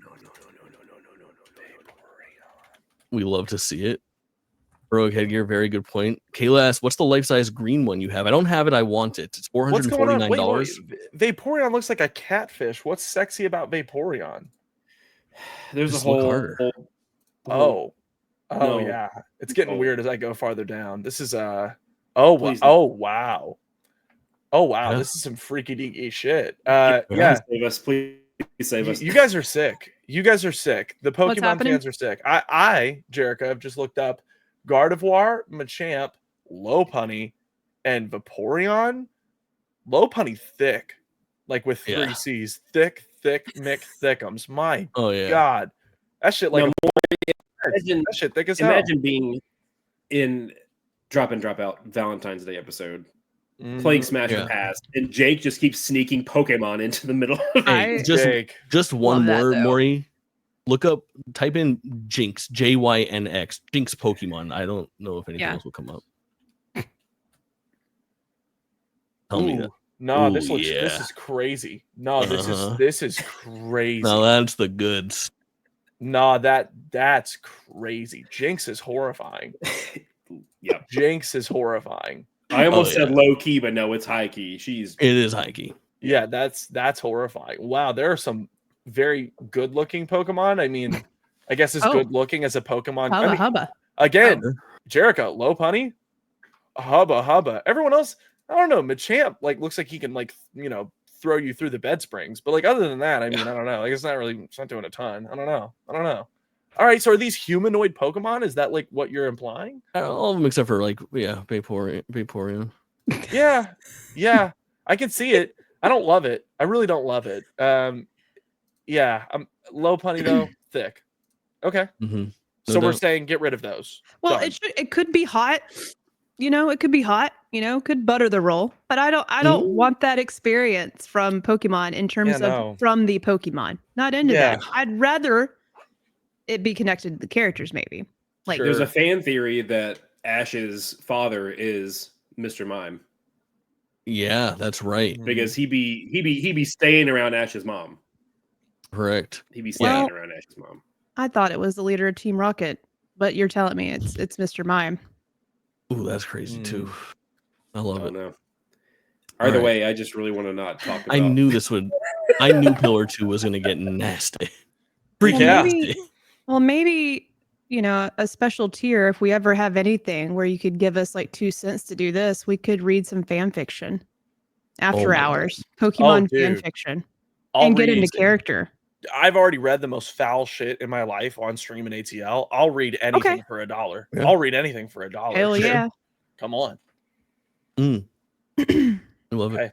Was there other things that you wanted to go over that people put into the chat, Jerica? Was there anything else from this besides the design? You grabbed what we needed. I took notes because I'm going to recap our perfect game here shortly.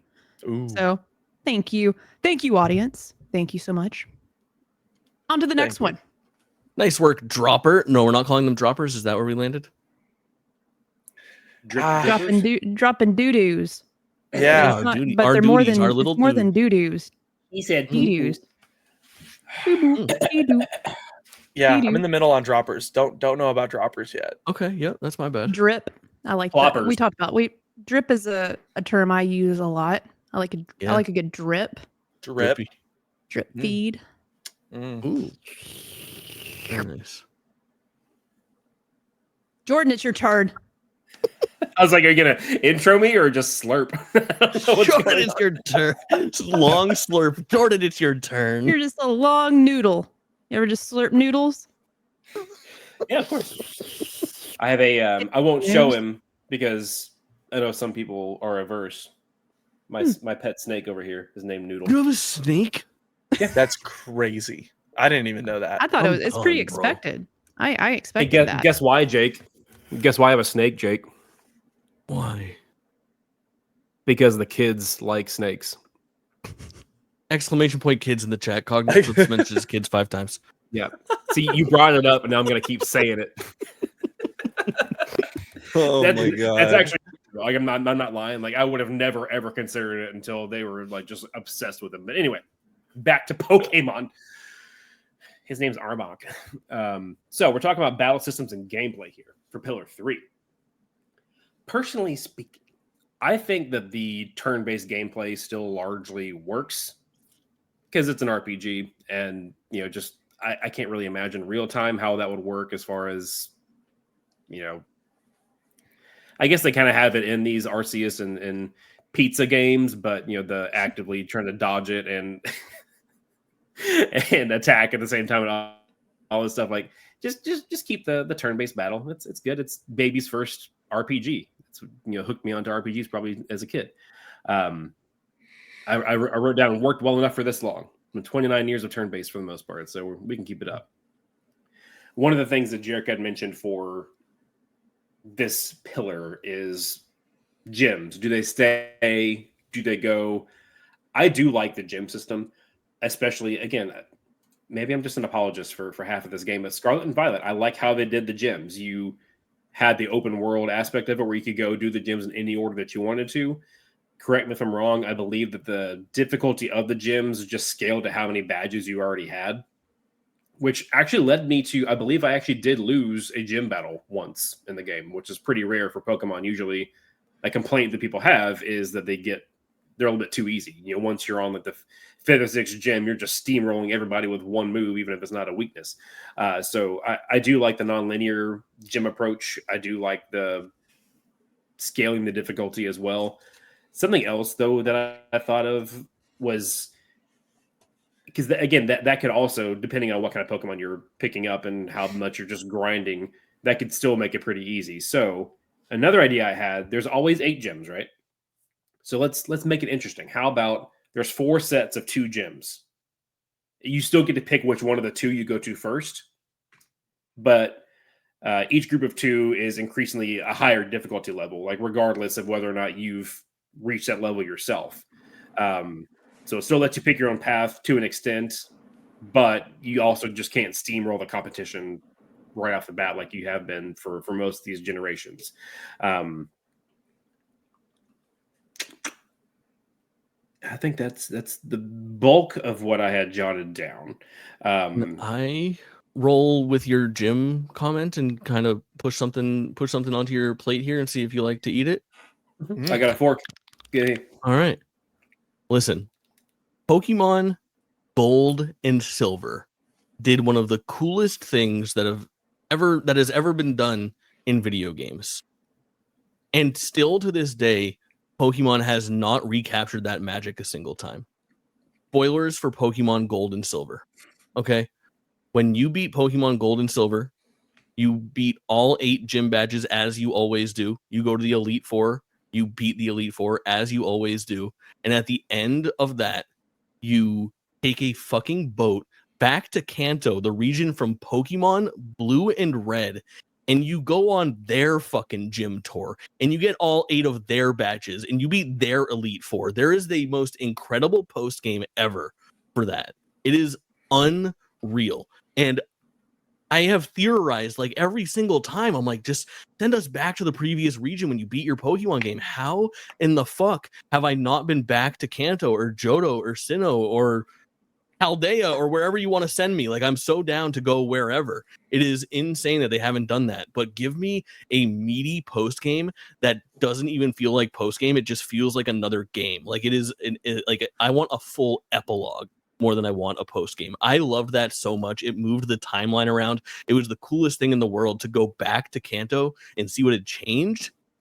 Most of it was the same, but I think, like, correct me if I'm wrong, Blaine had died and there was like a new fire gym leader. Is that right? And I might have that wrong. That might not be real. But then, like, Koga wasn't the gym leader anymore because he was the like Elite that. Four. I mean, it's been years, but there was something different. Yeah, I like that. It was crazy. I think Koga was no longer a gym leader. He was like the 5th or 6th. He was the poison gym leader, but he was now part of the Elite Four, and his daughter now ran his gym. Yep. And then Giovanni, who was the boss of Team Rocket, who was ousted, was now no longer the gym leader. It was the rival from the first games, was the gym leader of like the last gym in Kanto. It was so cool to see how that world progressed, and I just can't believe they've never cashed in on that again and had us go back. In my opinion, give us the 4 and 4, like Cog just suggested. Give us 4 and 4 more at the end. That is one of the reasons why I was a bit bummed by the trailer that ended up being Champions, is because, correct me if I'm wrong, I think that Gold and Silver were Game Boy Color games, correct? Because I did not have a Game Boy Color. I just had the Game Boy Pocket. So I have still never played Gold or Silver. Gold and Silver, I think they were cross-generational. I think they had like Game Boy Color enhanced features, but I think you could still slot those little fuckers into a Game Boy Pocket. And then Crystal maybe that was I still never was Game Boy Color only, maybe. Oh, okay, that sounds right, actually. Somehow I still never played it. It was the indent on the Game Boy cartridge is how you tell. Oh, yeah. Had the bulbous one, it was color only. If it had an indent, it was Pocket or previous. I still have all of those physically and the collector's Game Boy Color. Oh, Gold and Silver. It's real cool. What the bulb do, Jake? Well, it helps you grab it. Any bulbers in chat? A gripping situation? Something with the battery, maybe. Probably. Yeah. Can't remember. Yeah. But that's kind of my take on the battle system and gameplay. I still like the turn-based. I still like the gym system, but I do like that they were at least trying something new with Scarlet and Violet as far as you're not stuck on the one path to do all the gyms in the exact same order, especially because depending on which game you're playing, I think that one of the things I keep hearing about Pearl and Diamond, which I've played most of the remake for those, is that there's barely any fire Pokemon, like at all, in the wild. And so if you don't pick a fire starter in that game, you're kind of screwed over when you get to some of the earlier gyms because they're a little bit tougher without having a fire. 7 out of 10. Too much water. What? You guys know 7 out of 10, too much water? It was like IGN's famous review of Pokemon Ruby and Sapphire. No way. Yeah, because they said that like the area isn't as easy to traverse this time. You have to surf too much. There's too much water in the game. Like that was like one of the main knocks on that thing. Honestly, I didn't like that game very much either. Yeah. Much water. Yeah, a lot of it. Too moist. Well, we're about to get even more moist because my pillar gets real wet. I gotta get out. It's soggy. Soggy. Do you know where I'm about to take the Pokemon narrative? Jerica, I can confidently say I never know we were going to take anything. I'll surprise you one day. Maybe buttered rolls and thirsty. titties. That's the only two places I know you're going to take anything. I did write titties one time in my description of story and characters. Yeah, but they could exist. Anyways, I have an idea, and I wanted to blend what I want more than anything from Pokemon into, and so far, I think we're doing a really good job of like taking some things that we know that work and innovating on the things that we are sort of bitching and moaning about. Agreed. I took something that I personally have, besides the compatibility and the fact that it just seems like Pokemon is just behind the times with performance and technology and how the game could look. It's the narrative. Like, it is the story. It is the characters.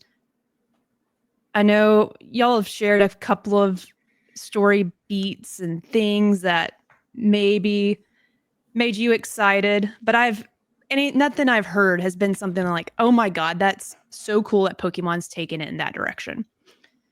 And I'm not a writer, so bear with me, but I wanted to blend my favorite things into a great Pokemon story. And of course, there's romance. But my idea, and I really like what High Score Weekly said about taking it to space, and we could go to space, or space could come to us. Let's take another scenario where we're somewhere else, or completely another fictional universe that Jake mentioned. Just like, let's take us outside of the equation. But I do want to throw in just where we're at in society right now. Let's throw in some political fights. What's some issues that this world? Let's bring some real crisis to the world of Pokemon. My story, basically, someone come up with a region. What's an area? Give me a fake name. I didn't come up with this part. Armagoth. Armagoth. Okay. Armagoth. All right, perfect. That's it. Yeah. That's where we're going to start. This land is, I took some inspiration from Arcane. You're going to already know this. This region is torn between tradition and progress. You play your character, you get to create a backstory. I didn't come with all the backstory, but just like Dragon Age, just like Mass Effect, your character has a backstory that will definitely play out later in the narrative. This character's maybe grown up. This specific backstory, like in a town that's sort of separate from everyone else. There's 2 factions. Okay, bear with me. There's 2 factions. And this might be super simplistic. I don't care, but I want to have some choices your character has to make that really are hard to choose. Like, I want to have some stakes in this universe while I'm playing. One of the factions basically just grounded in tradition, have it come up with faction names. Someone else in chat want to do that, you're more than welcome to. But the first one, grounded in tradition, only wants to stick to the old style of doing things. We're part of the earth. We want to be, not like the other faction. Really, this other faction's really into scientific discovery. They want to, maybe they're doing experiments on Pokemon. People are like, oh God, we shouldn't do that. But they're putting the AIs in them. They got chips. They're evolving. They're turning maybe into robots. I don't know. Ooh. That might have already happened. There's probably a robot Pokemon already. I'm quite sure there is. Porygon. There you go. Kinda. Maybe we bring him into this. So those 2 factions are pretty much a belief system. So your character can make decisions, and it's going to lean towards one faction or another, depending on the choices you make. And maybe now that we know that there's multiple gym choices, what path your character takes.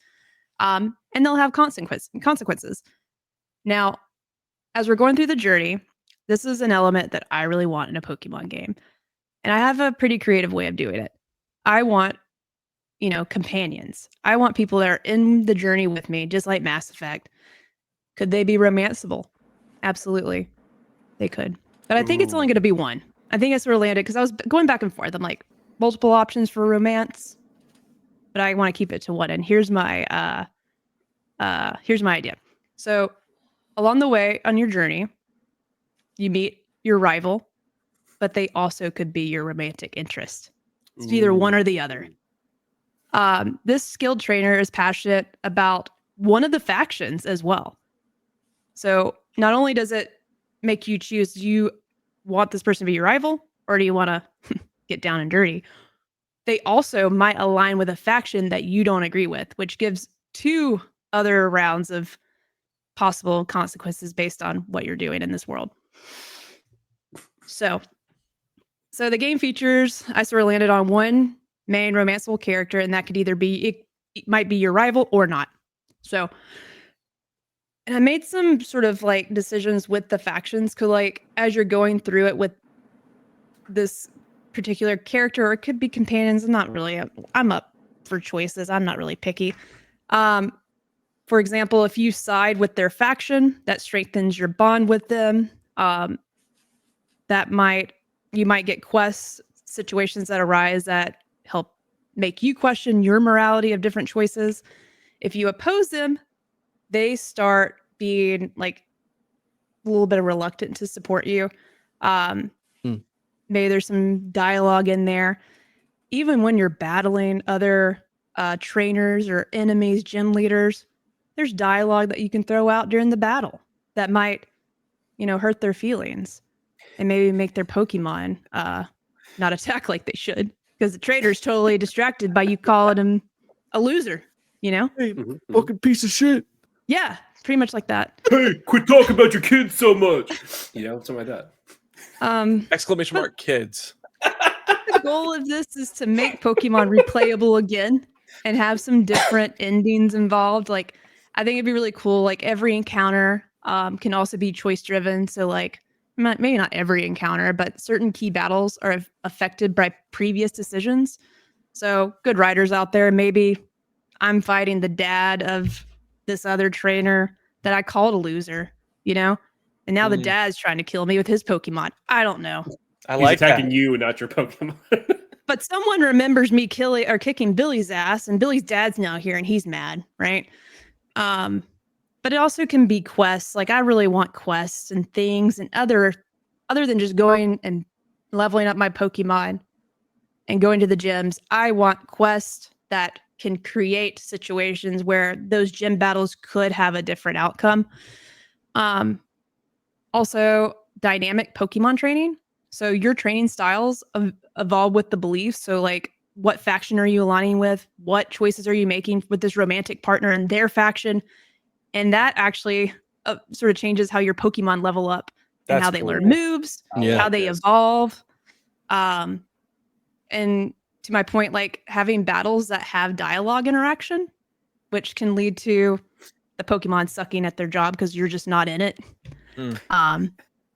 Basically, that can probably be fleshed out a little bit more.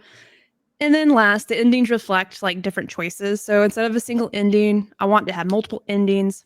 So the world, the factions, the relationship you have with this, either your rival or not, your person you're taking to bed. And your Pokemon even. How were your Pokemon even shaped by the choices you made? I think that would be really, really cool. Yeah.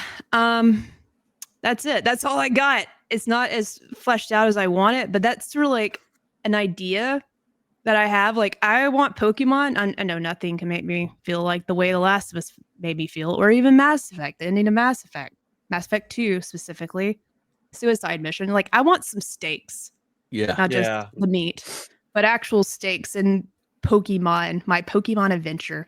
I want to feel bad if I got distracted by a choice and Pikachu is sucking at fighting. He's getting beat up and it's because of me.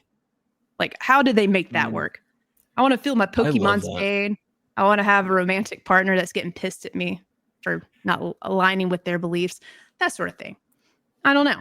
Dude, being put in like a situation like that where I'm just thinking like really high stakes, like further on, like you said, Suicide Mission. Like, if I had like a situation where things escalated to such a point in Pokemon that the Pokemon that I had raised for hours and hours in the game were put in like a Spider-Man bus full of kids and Mary Jane hanging off the side of the fucking bridge type situation, and I had to choose like my starter versus like the Pokemon that I've used most in battle, and then one of them got forever eliminated, would be fucking crazy and would probably like catch me so off guard. It would probably devastate me. And like, I'll be like, I would remember this forever. Dude. And I was, as you were talking, Jerica, about like decisions having more ramifications on how your Pokemon actually evolve. Like I thought instantly of like their abilities, what they're using, right? The first thing I think of is Infamous 2, right? In Infamous 2, depending on which route you go, you get a different like sub power to come alongside your lightning. Yeah. And it changes your whole appearance. And it's so good. And I'm like, holy shit, if the Pokemon were that like different, depending on what decisions you made, I love that shit. My second thing that I want to, it's a question. That was a statement, but I have a question. You're talking about this romance. And listen, we heard your critiques of the Veilguard. There wasn't quite enough humping on screen. There wasn't. Are we humping on screen? And Hell is it yeah. crazy? Well, in this Pokemon game, but not a Nintendo Pokemon game. I don't think that will ever happen. But maybe they walk into a little hut somewhere on the journey and you hear a little fade to black. Wow. I love that noise. Pokemon are breeding, right? So, well, this is my next question because someone in the chat, nope. Nope. Any breeding happening? Absolutely not. Patrick asks in the chat, or he says in the chat, Jake would like the Pokemon to be romanceable. Can we hump the Pokemon in this game? Yes or no? Okay. Never. Thank you. That's another non-Nintendo Pokemon There's game. mods for that. There's mods for that. I hate it here. Mori, as somebody who doesn't know Pokemon all that well, what if I told you that there was a entire, very complex and extremely important for high-level play mechanic that involved bringing 2 Pokemon to a daycare and leaving them there, and then coming back and finding that they reproduced, they bred, and brought an egg into this world that you could hatch that would bring you a more powerful type of that Pokemon with more specific stats for you. Why are the Pokemon breeding at the daycare? That's an excellent question. You would have to ask the Pokemon or the daycare owner. That's some sick shit. We couldn't have made it like a nightclub or like a hut, like Jerica recommended. A daycare? At the daycare. Fucking Christ, that's some and not like shit. It's not like one time. It's every time. It's always the daycare. 10 generations. It's a daycare. I think we need to send the feds to the Pokemon company. Why do you think humping goes on in the daycares? I don't know, but I want to know why Pokemon have eggs. Every single Pokemon lays an egg. Yeah. Even the robotic ones, right? Yeah. True. Yeah. So this is a real thing. Do they create like a Pokemon that's an amalgamation of the 2 Pokemon? No. That'd be so much cooler. See, that's some bummy shit. It's just one of them. It's 2 of the same Pokemon, or if you get a Ditto, that a Ditto can fuck anything. It's a slime girl. It loves to fuck anything too. Wow. Yeah. That's an it's a Jake Twitchin, if you will. Yeah. That's intense. That's imagine a like Rapidash lays a fucking egg, dude. God. Jesus Christ. Rapidash is basically a horse. I was about to say, what the fuck is Rapidash? And now it's I know. Just like a horse that's on fire. Wow. Imagine that thing laying a fucking egg. Yeah. Wow. Very cursed. I need to suggest something to Jerica, but I need her to get Machamp egg. I get it. While she does that, Patrick says, the kids be fucking, dog. Yep. Yeah. Thanks, Patrick. Kids be fucking. All right, there we go. She got the Ditto. I love it. She's got the Ditto on screen. Wow. Insane. What is this? What is Ditto? Wow. This is the slime that can have sex with any Pokemon. Don't love it. Don't love it. Wow. Jerica, I have a suggestion. Okay. So you know how there's plenty of these games out there where you think there's only 2 like story paths, but then you go through your second playthrough and you're like, surprise, 3rd story path. You know? I'm gonna be honest. I sort of quit paying attention because not Pokemon. No, it's not your fault. Let me finish. When I went to grab the Ditto, I pulled out my earpiece and my earbud is stuck in my ear and it's sort of freaking me out. I might need someone to come get it out. That's why I'm distracted. Inside? It's inside. I would show the chat, but this is on brand for me. The weirdest shit happens. The earpiece, this little guy, is inside my ear. So it's a little strange. I can't reach it. Says tweezers. Tweezers. So I don't have any right now. So I might tell my girlfriend to send me the tweezers from upstairs. So I'm sorry, Cog. That's why I'm distracted. No, you're good. That's okay. I was just trying to say, not Pokemon games, but just games in general. Sometimes there's 2 story paths, or you think there's only 2, but when you go back for the second play, there's actually a secret 3rd one. Sure. No, so the secret 3rd one for your game is that there is another your character's background option, a faction or whatever. Yeah. That doesn't believe in evolution. So none of your Pokemon can evolve. That's pretty good. He was setting it up for the joke the whole time. I've been sitting on that for like 10 minutes. I'm so sorry. I made you sit even longer too. It delivered. I'm going to mute myself real quick so I can yell at Audrey, be like, please bring the tweezers down because I can't hear out of my left ear right now. That's perfect. I'll move us to Pillar 5. Thank you. Yeah, absolutely. Extra features in multiplayer, and I'm so excited that this is Mori because we're gonna find out what brings a non-Pokemon fan into Pokemon. Take it away, King. You're muted right now, but God, I'm so excited to be here. God, I'm so excited to be talking about multiplayer and Pokemon. Yeah, I don't play Pokemon, so I went in with all of my previous knowledge of multiplayer games, of which I have a lot, and tried to apply that to. No, far too much. Like, it's bad. Years of my life drained in Overwatch. Free me. So yeah, Mori's level 1 in the graphic, by the way. What the fuck? No. I was level 99. Cog was level 100. Jerica's level 55, and Mori's level 1. But I'm pretty sure she kept all of us at HP 45 though, which is interesting. Yeah. Nice. Why Soft did I get? cap. I hate it. I hate. I am the baby of the group. I can't argue. Goo goo gaga. So I think my pitch for the multiplayer is I want to have a PvP This side. guy to the daycare. I'm sorry. I was like 10 seconds late on it, but it's so perfect. God damn it, Jake. It came to me. I had to. No, Continue. it was great. It was great. God damn. Yes, I want it to have PvP elements, but I also want it to have PvE elements. So, Ooh, love it. Yeah, that are both multiplayer. So for my PvP elements, something I want to do is I still want to stay in the realm of turn-based. But what I want is I want it to be 3 versus 3. You still have your standard 1v1, right? Like you'd get in stadiums is what I think it's called. Pokemon Stadium. Is that it? Mm-hmm. That's a thing. Yeah. That exists. But it's like a 3v3. And the real mechanic that's interesting about the 3v3 is that you get to go in with 3 Pokemon each. Now, my understanding is different Pokemon have different gifts, talents, abilities, right? So some have great defense, some have great offense. Different elements impact different things. We're going to get back to elements later for PvE. But what I want it to be is that you basically go up against 1v1, all 3 do. But the way that it gets interesting is that each of the 3 players, we'll just talk about my team for a second, can take their Pokemon and send them over to another player to assist them. And then you are entered into the turn-based matchmaking of that other person. So let's say I know that I walked in with 2 defensive Pokemon and 1 dude who hits like a fucking truck, right? Well, I'm going to leave my 2 defensive Pokemon out to help me survive whatever this guy's about to do to me, but I'm going to send my attacker into the middle lane to assist my buddy in there so that we can knock that trainer down faster. And essentially, you can move your Pokemon around the map. You and your fellow teammates kind of analyze which Pokemon you're going to bring into battle so that you can be most optimized to win against the other team. And I think it's interesting. It's a lot of rock, paper, scissors, but it also has, I don't know, an interesting mechanic. I don't know if that mechanic works as well as this other one. This is a mechanic that me and Jerica talked about earlier today.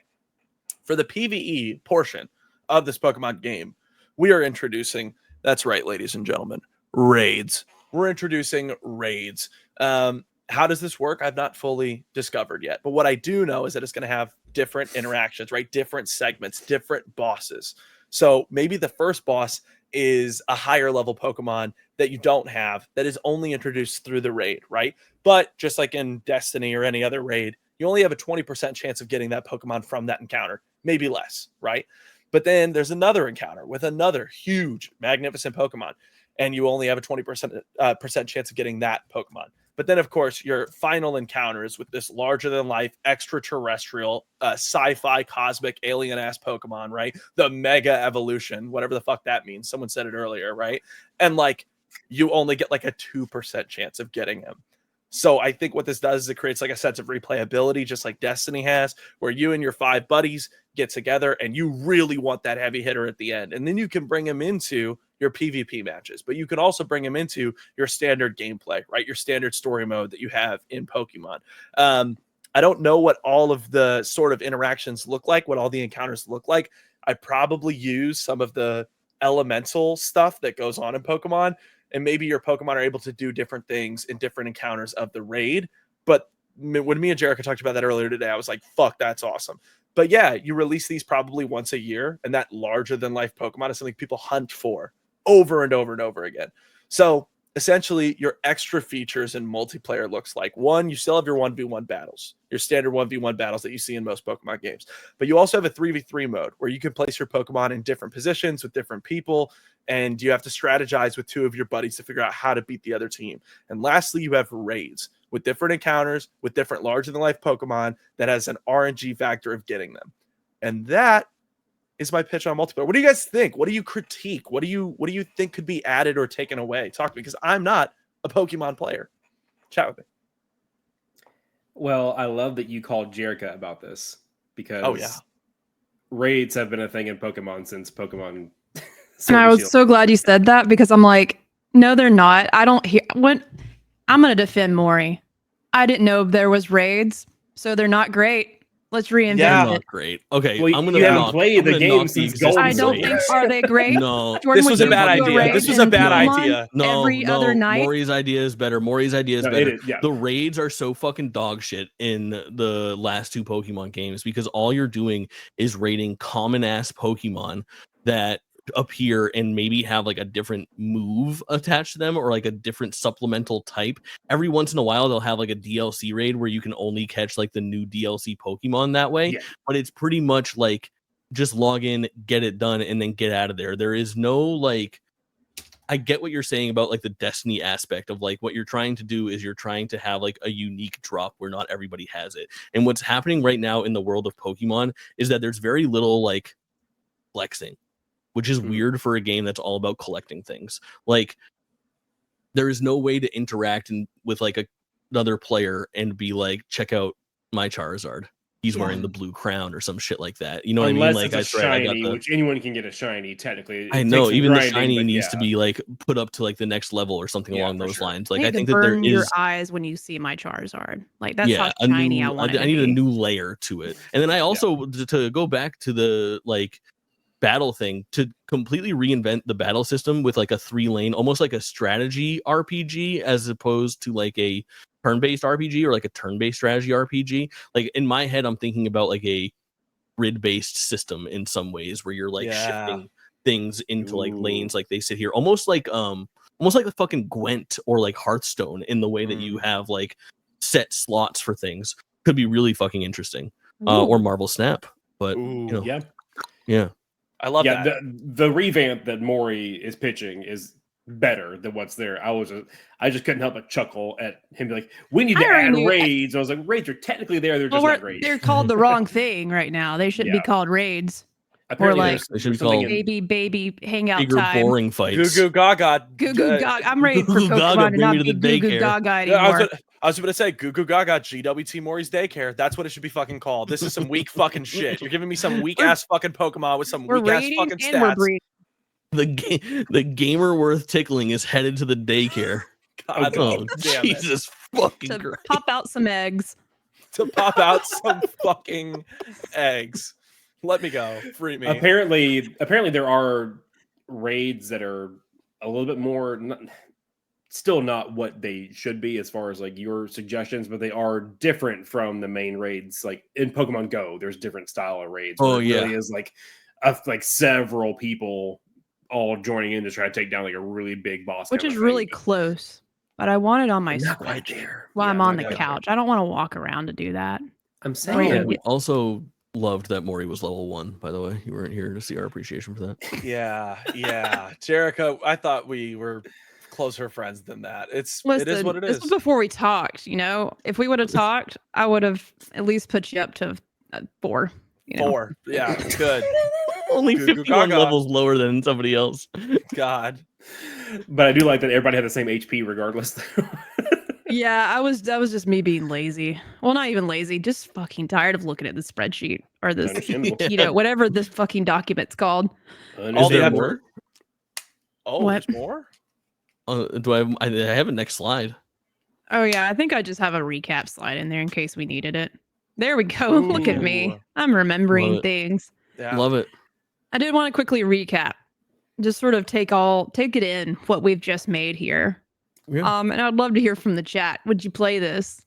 Would you play it? Play our game. I already have. Based on what I've heard, I'm like, I will spend all the money on this game if this is the next Pokemon game. Mm-hmm.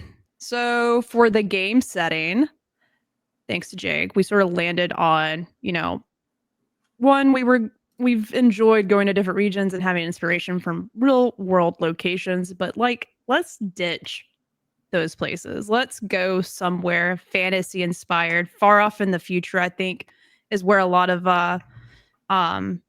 what really tickles our fancy, tickles our Mori, so to speak, would be space set in the far off future. Like I really do like cyberpunk-esque, and I think Cog responded in the chat like somewhere like, "Wake up, trader! It's time to fuck them up, Liberty City." I don't remember any of the quotes, but you know what I'm referencing. Yeah. But I think that would be really cool for the setting. And just also shout out to High Score Weekly, like his delivery of this kind of storyline and where Pokemon could go to thinking outside the box for Pokemon that came from outer space, right? Yes. The cosmic Pokemon. Yeah. I think that's a really cool idea. And I would like to see more narrative background to why the Pokemon look the way they do, have the abilities they do, like what makes where do they come from important and how that is part of them. I want Pokemon to have, I want them to matter and have a background. Pillar 2, we sort of landed on like basically how many Pokemon should be introduced, designs. I'm gonna still chime in. Like, I love that Pokemon could potentially come from space, so I'm gonna keep that one in here. Battles that help you get more from the story. We're okay with them. Let's be more creative with some of the designs. And not just because the narrative that supports like the design of the Pokemon. That's what I wrote down. That sort of doesn't make sense, and that's just me writing stuff down, not making sense. But ultimately, like, I think we sort of landed on 100 new Pokemon's cool. I think it is cool to integrate, like, figure out, like, can there be this super, whatever story that, Jake, was it you that had, like, the story about, like, going after this particular Pokemon and how difficult it was, or am I just misremembering something right now from, like, a previous game? I read something somewhere. It might have been someone in Discord. Like, there was a particular Pokemon that you had to go after and it was really hard to get. Like, I love stuff like that. Please give it to me. We've landed on Pokemon not looking like humans. Maybe. Not all the way there. We haven't really landed on that one. So it's, 50-50. I might take it to another vote. Everyone but Jake wants it to be changed. Okay. I want low punny though. I want her to stay. Yeah, I get it. We made Mori a believer today. I'm gonna have to look this one up because I do not know what it looks like. Jericho, do it right now. Do it right now. LOPUNNY. I remember the spelling. You still got the tab up, don't you? You're gonna be like, I've seen this before, and then you're gonna look at its thighs and be like, yeah, I get it. Oh, I see fan art already. I was like, that's not the design. Yeah, it takes no time at all. Yeah. Oh, snap. Yeah. Oh, snap. Yeah. Got some thighs. Yeah. Like a turkey leg. No, the way it's standing there, it's got the yeah. It's a whole situation. Thick. Shoddy thick. The slurping. Shoddy thick. The shorty, the slurping while we all scream shorty thick about a Pokemon is crazy. Today we live. Like, is this the future? Pillar 3, Cog introduced. Well, didn't introduce. Like, just wanted to keep the same. The turn-based system. It's not broke. Let's not make it any. Let's don't try to reinvent the wheel here. Gym system's great, but maybe an approach where it isn't linear. You sort of pick your own path. We had different sets of gyms. And then Jake also added, like, giving us a reason to, like, revisit another area or just, like, some other way of, like, having an epilogue story blended with gameplay. Just something to make me think, oh my God, I thought this game was done. And it just slaps us in the face with a whole other, like, mini journey. And I think that's really cool. Just sort of at the peak of your skill set, like being able to go into almost like a new game plus, but new game plus, it's not the same content, right? I think that's really neat. And with mine, I'm bringing some choices to this game, some stakes and romance, making us really question, should I have yelled at that guy's dad? Because now Pikachu thinks I'm a horrible mother. Or trainer, that'd be really cool. So have some consequences in Pokemon. Make us cry. I want to feel pain from playing Pokemon. I want to shed a real actual tear, and also say hubba hubba. And because of, the companion, not a Pokemon that looks like a human. Just saying. Making sure. I wanted to clarify for the audience. The Pokemon that looks like a human is just watching from the chair. Yes. And then last but not least, Jake. Mori wants to introduce a fun way of doing raids in Pokemon the right way. Whatever they're called now doesn't matter because I didn't even know they existed. Pokemon Go raids sort of count, but that's not the game that we're creating here. We want fun raids that me and my friends, my other trainer friends, we had to strategize and be prepared to go in and use the right Pokemon to fight. And we want cool swag. We want some bragging rights. We want our Charizard to have a cute blue hat. We want it to be so shiny, it burns your eyes when you look at it. Maybe play Fortnite and have some Jordans on. Like that's how you pull me into things, right? Mm-hmm. Oh let's my God. have those the swag or the flair to show off our Pokemon. Let our Pokemon do the gritty while dressed like John Wick. Oh my Yes. God. Yes. Yes. While, Yes. do, while flossing, the dance, not actually cleaning their teeth. So If they had this, I'll buy. Yeah. Yeah. We nailed it. I think we did. I wish I could draw what we just created, but I can't do that. So maybe next time I'll draw our ideas and present it to y'all the next show I'm on, just so you can see it. Or I put it on social media so you can see it. Keep locked to the Discord. You already saw my incredible abilities to design things, so you're in for a treat with what I come up with. Mm-hmm. I'll make the box art for the game.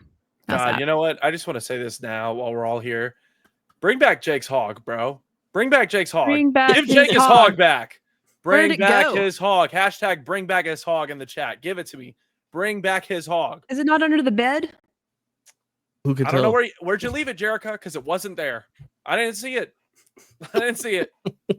You took his hog from him. Hey, listen. Bring back his hog. Shout out Jerica for the production quality there. Those slides were so good. Amazing. Amazing. Absolutely unreal. Amazing. That was very well put together. Yes. Yeah. I Excellent am work. still reeling from that reveal and the zoom in and then the Last of Us Part 2 battle against me. It was so fucking funny. good.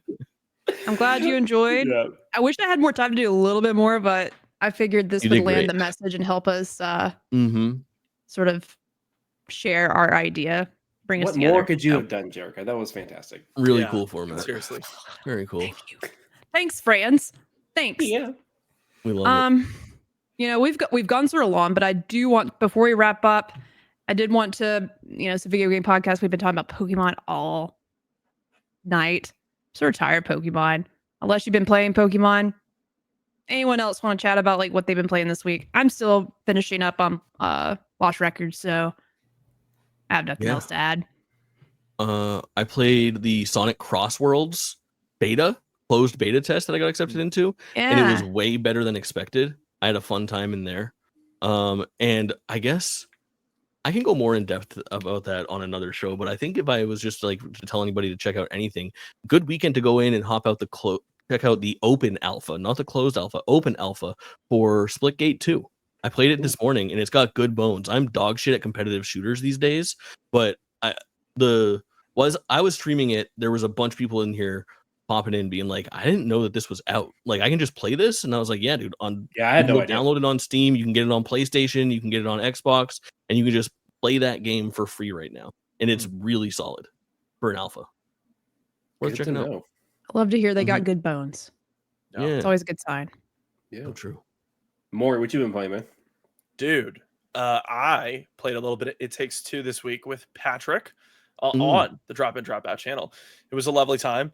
Outside of that, Marvel Rivals usually gets a couple hours out of me during the week. I regret every time I get on, but you know, it's a good time. Don't really know what else, but I'm going to be checking out the Splitgate 2 alpha because Jake told me about it earlier, and I was a Splitgate 1 sicko.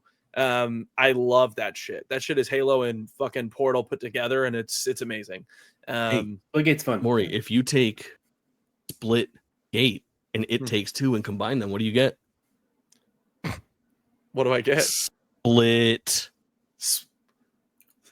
Takes Two? Fiction. Split Fiction. A week from today. Yeah. We'll have impressions on that, I think, on the next episode. That was great. Seamless. Yeah. It was not seamless. It was not. I want to say right now, that was shitty. Jordan, what about you? What have you been playing? I was playing some more of that. I mentioned it a couple weeks ago, I believe. I've been playing some more of that Rift because I have the preview build and dropped a video about that a few days ago. Absolutely. I just absolutely love this game. That's the tower defense game that I was talking about before. Other than that, I've been trying to play a little bit of catch up on some games from either late last year or early this year. Some Veilguard, some Eternal Strands, which I'm still really enjoying both of those. So yeah, that's wraps up a bit. And of course, some Steam Next Fest demos here and there too. So yeah. Tough. What do you make of that Veilguard going PlayStation Plus? Good for people who haven't played it yet. I mean, is it next month? Yep. Technically next like, week, I guess. Oh, okay. Yeah, like on the 3rd or whatever true, when next it rolls over. Yeah, Crazy. it is. I really hope that. I think that we can all agree, depending, regardless of how much we enjoyed the game overall, that like overhated for all the wrong reasons. So I hope that this lets people actually try it and see how stupid everybody else was. Kind of like when I saw this whole thing on Threads when the Marvels got added onto Disney Plus, and they were like, "Well, people, this is a fun movie." I'm like, "Yeah, you shouldn't listen to like Andrew Tate's friends about movies and video games." Okay, just like agreed. Anyway, yeah. Play Veilguard. Just check it out. I mean, it's fun as shit game to play. It's a fun game to play. Loved it. Yeah. What about you, Jerica? It hooked me in ways that Inquisition never did, personally. So I'm still trying to wrap up Lost Records. I know I'm at the very end. It just got to a point where I need to go to sleep last night, and I wanted to be awake for this to see how tape 1 ends. It's so good. I'm so far. I guess we've only had a few games this year, but like Lost Records is probably my favorite game of the year so far. Wow. Yeah, I love it. I am like probably halfway through playing as well. I have to wrap it up probably this week, but I am in your same boat. I'm still playing Avowed as well. I was surprised that both of those games stuck with me. I'm going all the way through them. I want to get back to Avowed. I can't go back and forth. I like to beat, and since I know this is a shorter experience, I'm just trying to beat this so I can also get back to Avowed because it was way more. It felt so much better to play than what I was actually watching, like gameplay, like seeing other people play. I was like, this don't look too great, but once I had my hands on, I'm like, okay, this might be something special. This is sort of fun. So hopefully get back to that before even more games come out. Oh yeah. Good deal. Is this the end? That's the end. I think that's how it rolls around here. Well, you know where you can find us if you want more of this content, want to know when we go live and everywhere else. Where, Jerica? We might be under the bed with Jake's hog tonight, but definitely go on the internet, dropout.pod.com to find all of our links in one place. Obviously, podcast, YouTube, you'll find us. Please check out last week's episode. My co-host, Kayla, did an incredible job hosting this show, being a fortune teller, giving us our readings. That was really fun. But yeah, do each of you want to tell everybody where you can be found? If you want to plug anything, you're more than welcome to. I'll start. I'm Jake Twitch and everywhere. AmazingStreamer.com. A bunch of fun stuff coming up. I'm starting to do IRL streaming, which is really wild. I'm gonna go and buy some stuff from IKEA, and then I'm gonna go see the manatees at this like manatee lookout area down here in Florida. So wild, living the dream. I was talking about manatees today. They're How very weird. adorable. You don't talk about manatees a lot. It's actually at the it's IKEA. Like also like a little like museum thing where there's gonna be all sorts of. We're gonna learn so much about manatees. Maybe I'll buy a shirt and wear it on the podcast. Please. It'll be fun. Saturday night. Drop in, drop out streams are officially a thing. Every Saturday night, you can look forward to us streaming something on twitch.tv/drop-in-drop-out pod. And we did Portal 2 last week. And I don't know what we're going to do this week, but it'll be something and it will be fun. Hell yeah. Mori? You can find me everywhere at GWTMori, but save yourself some time. Just go to dropindropoutpod.com and you can find my information as well as everybody here. Or you can just cut straight to my stuff and go to youtube.com/ at cognitive-clips or cognitive clips everywhere else. But also drop-it-up.com. Don't hide his cog. That's how I'm going to end the show. Oh, so cursed. Well, everybody, thanks for watching. It's been a good time. We fixed Pokemon. Will we ever see this in real life in an actual game? I don't know. But you know what? I'm going to dream about tonight. With Jake's hog under your bed. Bye. Yep. Adios.